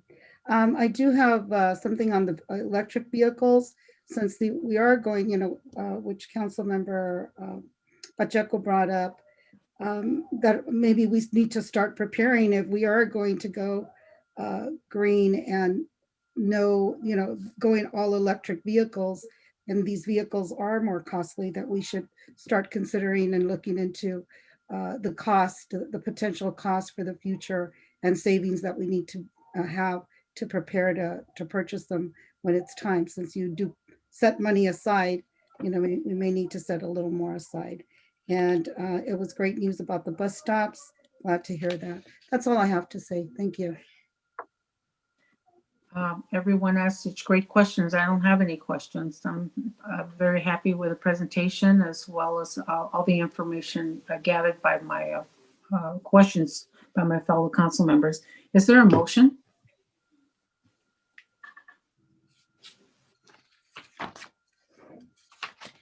And what we would need from a staff perspective, Mayor, would just be a motion to adopt the proposed resolution, which makes the requested adjustments to the budget for the current fiscal year. Okay, so I move the item per staff's recommendation. Is there a second? I second. Roll call, please. Councilmember Rodriguez? Yes. Councilmember Pacheco? Yes. Councilmember Montanez? Yes. Vice Mayor Mendoza? Yes. Mayor Ballin? Yes, motion passes. Thank you very much. And now we're at staff communication, including commission updates. Nick? Thank you, Mayor. We'll start with Recreation Community Services Director, Julian Venegas. Good evening, Mayor and council members. A couple of updates regarding the Park Wellness and Recreation Commission. At the last meeting, the commission selected an ad hoc committee to review the murals application and then make a final recommendation to the full commission. They also selected, the commissioners and the ad hoc are Commissioner Hayes and Commissioner Ponce. They also selected a banner design for the Veterans Banner Program. The applications are available now. We're taking the applications until April the 15th for the new banner cycle, display cycle. That's all I have. Thank you. Thank you, Julian. We'll go with City Clerk Julia Fritz. Thank you, City Manager. The update, well, Commissioner Govea provided one of the updates, and that is all the commissioners have all of the essays that they're rating. There are a total of 52 essays. So they're hard at work rating about 20 each.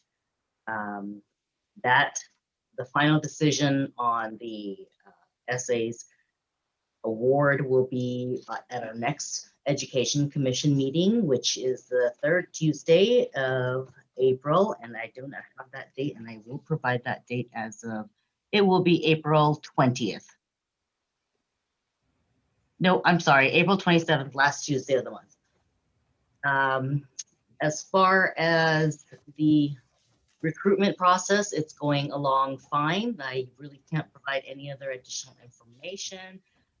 But we're moving along swiftly on that item. And that is all that I have to report. Thank you, Julia. Public Works Director, Matt Baumgartner. Yes, very quickly, I just wanted to update the council.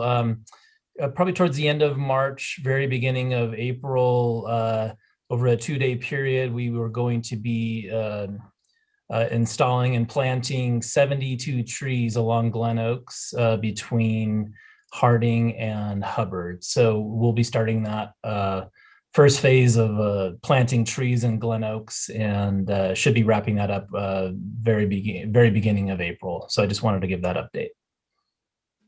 Thank you, Matt. Next, we'll go to Chief Anthony Viro. Yes, thank you. Just regarding our recruitment, we have a new officer that started today. He was a lateral from San Bernardino Sheriff's Department, so that brings us up to 30. We have one opening left, and our recruitment continues. So we're having some interviews next week, and also looking at people that are currently in the academy at Rio Hondo Police Academy as well. And so we look forward to filling that last position, so we get to 31, and hopefully the future we'll get some more funding for staffing. Thank you. Thank you for that shameless plug, Chief. Diego, you're up next. Thank you, Nick. Next week, we will be on Monday, we will be having our Measure A town hall, which was a reschedule from the previous month. And then I will also be helping staff with budget for 21-22.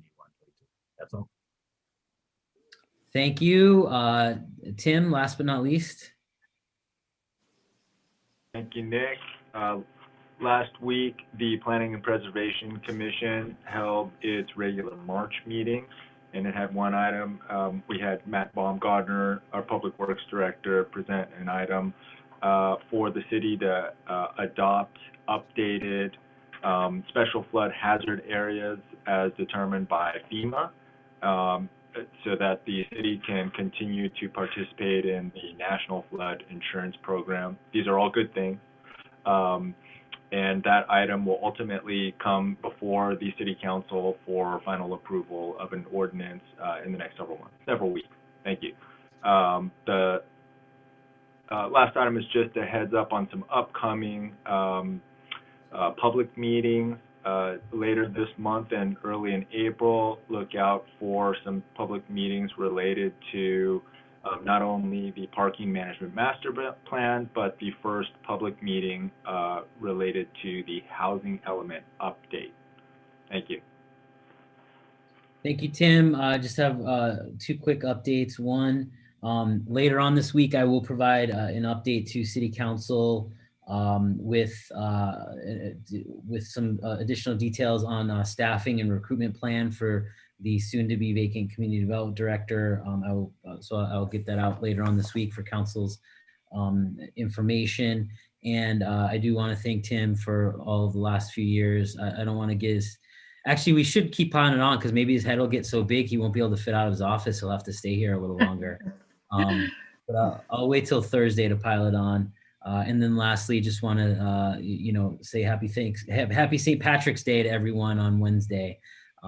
It's a big day in my household typically. So anyway, so thank you for a good meeting tonight, and turn it back over to the mayor.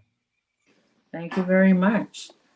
Someone else that likes to celebrate St. Patrick's Day.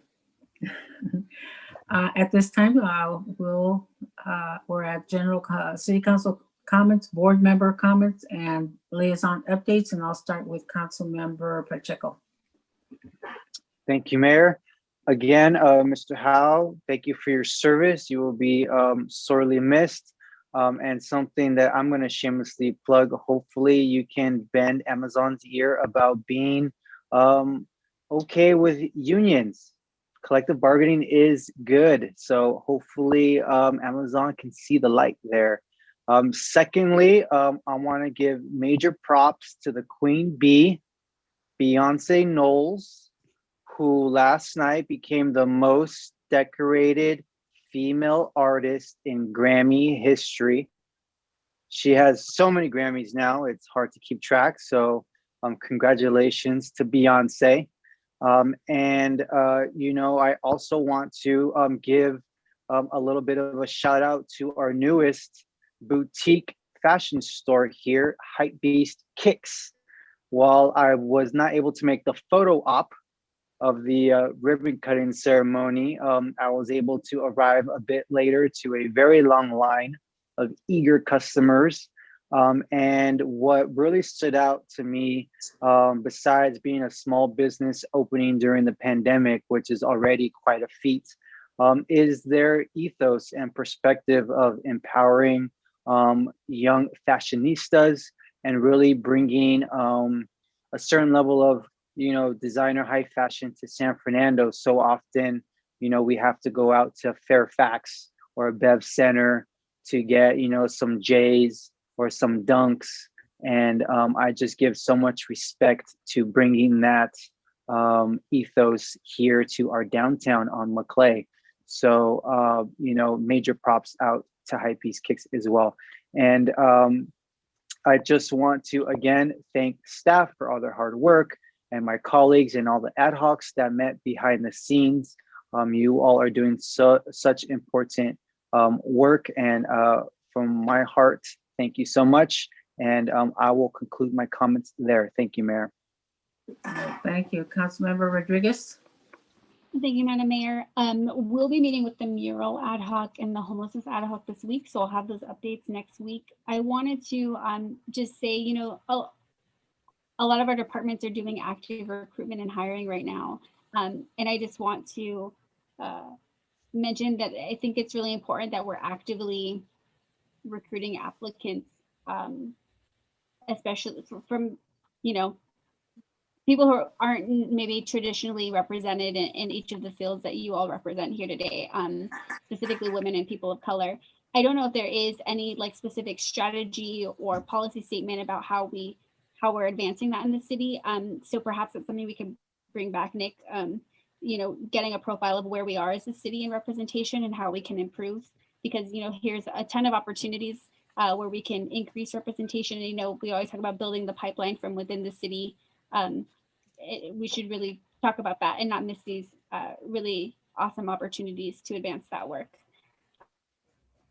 Other than that, I just wanted to extend another thanks to the Cesar Chavez Commemorative Committee for all of the work they do and their contribution to the memorial it's really exciting that, when the city can partner with grassroots organizations who are working to, improve our city and heighten awareness of all the great things the city does and the legacy of Cesar Chavez. So I just wanted to give them an additional shout out before we go. And of course, just thank you to everyone. It's really exciting getting to work with you all, ensuring we're addressing this vaccine equity issue. I really appreciate everyone's comments and just the opportunity to work with you to get this done for our residents. That's it, Madam Mayor. Thank you. Councilmember Montanez. Okay, so real quick, so you heard about the pension obligation bond ad hoc. So we did select the underwriter. Now we're going to go through the discussion of what we do next. So with Nick and Diego, Julio, obviously the vice mayor, myself, just really be able to put together a proposal of what's next and how soon do we actually need to go to the next steps. So please, be aware of things that will come to the council. And I think there's going to be obviously some really intense discussions or deep discussions of what we should do as next steps to deal with this unfunded liability that we have on our pensions. So that's one. The other, our Visionary and Resilience Committee has met multiple times now. A lot of really good work has coming out of that committee. Lots of writing, lots of thinking through, putting together really the ideas that we have heard from all of the council members, and putting it together in one document, a strategic plan that will hopefully be able to guide us as a council now, and who knows, whatever councils come after us, to really lay out what will be a 3 to 5 year plan. And then of course, as we go through the budget process, we could determine like which parts do we want to fund in this upcoming fiscal year, and then move forward with something that'll continue to create stability in the city, and really be able to let residents know how much we're thinking about them and their quality of life, and then really attracting businesses into the community. So lots of good work there. I think with next council meeting, we should probably have a document that we'll be able to present to the entire council for feedback. So be on the lookout for that, because we do want everybody's feedback. And that's it. It's good to know that that people are getting their vaccines, those that can. I mean, I see restaurants and stores getting filled, and people still following the regulations to have their masks on and keep the distance. And it's really good to hear the numbers that, Tim and Nick, that you reported on, that numbers are going down. And so I think that there's definitely hope in the horizon that we're going to be able to return back to a normal life sometime, whether it's 2021 or the following year. I think it's going to be sometime soon. And, just really want everybody to continue to stay safe, because, we still are burying people. As you said, Madam Mayor, you've had at least 10 people that so people are still dying. Our neighbor is going to be, also laid to rest. And it's just, we want people to continue to stay safe, please. Very much. Vice Mayor? Yes. I'd like to thank the Cesar Chavez Commemorative Committee on their contribution of the plaque, and what a great birthday present, what a great birthday gift that is to our city. So wanted to acknowledge them for that. And I think that you'll be very happy to once you see the strategic plans or that we've developed from the resilience or Visionary and Resilience Ad Hoc Committee. I think you'll be pleased with the outcome of that. It'll help give us some guidance and give staff guidance as well in our future decisions and policies that we make. And in closing, I want to close the meeting in memory of Julie Cuellar's father. His name is Ralph Ramirez Perez. He's also known as Gordy, or many of the community members may know him as Pastor Ralph. So Pastor Ralph passed away on March 6th, and I want to just extend my condolences to Julie Cuellar, her sisters, and their family on the passing of their father and their loved one. Thank you. Thank you very much. A little known fact is that Pastor Ralph officiated at my daughter's wedding, and his wife, right about 3 months, 4 months before she passed, she was the wedding planner. She loved doing it, and she wasn't well. And I said to her, "You really don't need to do this." And she says, "But this is my passion." So just great admiration for a good woman. And Pastor Ralph is just a really good man. So my condolences to all of the family, the Perez family, every one of them. And I'd like to address a little bit about the public speaker that spoke about Don. Don is a treasure. And Cynthia, Councilmember Montanez knows this. And it's not uncommon for some people to inject themselves in other cities and say, you need to appoint a council member. You need to appoint someone in your community. No, we know what we need. We need the expert. And we need that leadership. And I chose to step down because he used to be the vice president of Metropolitan.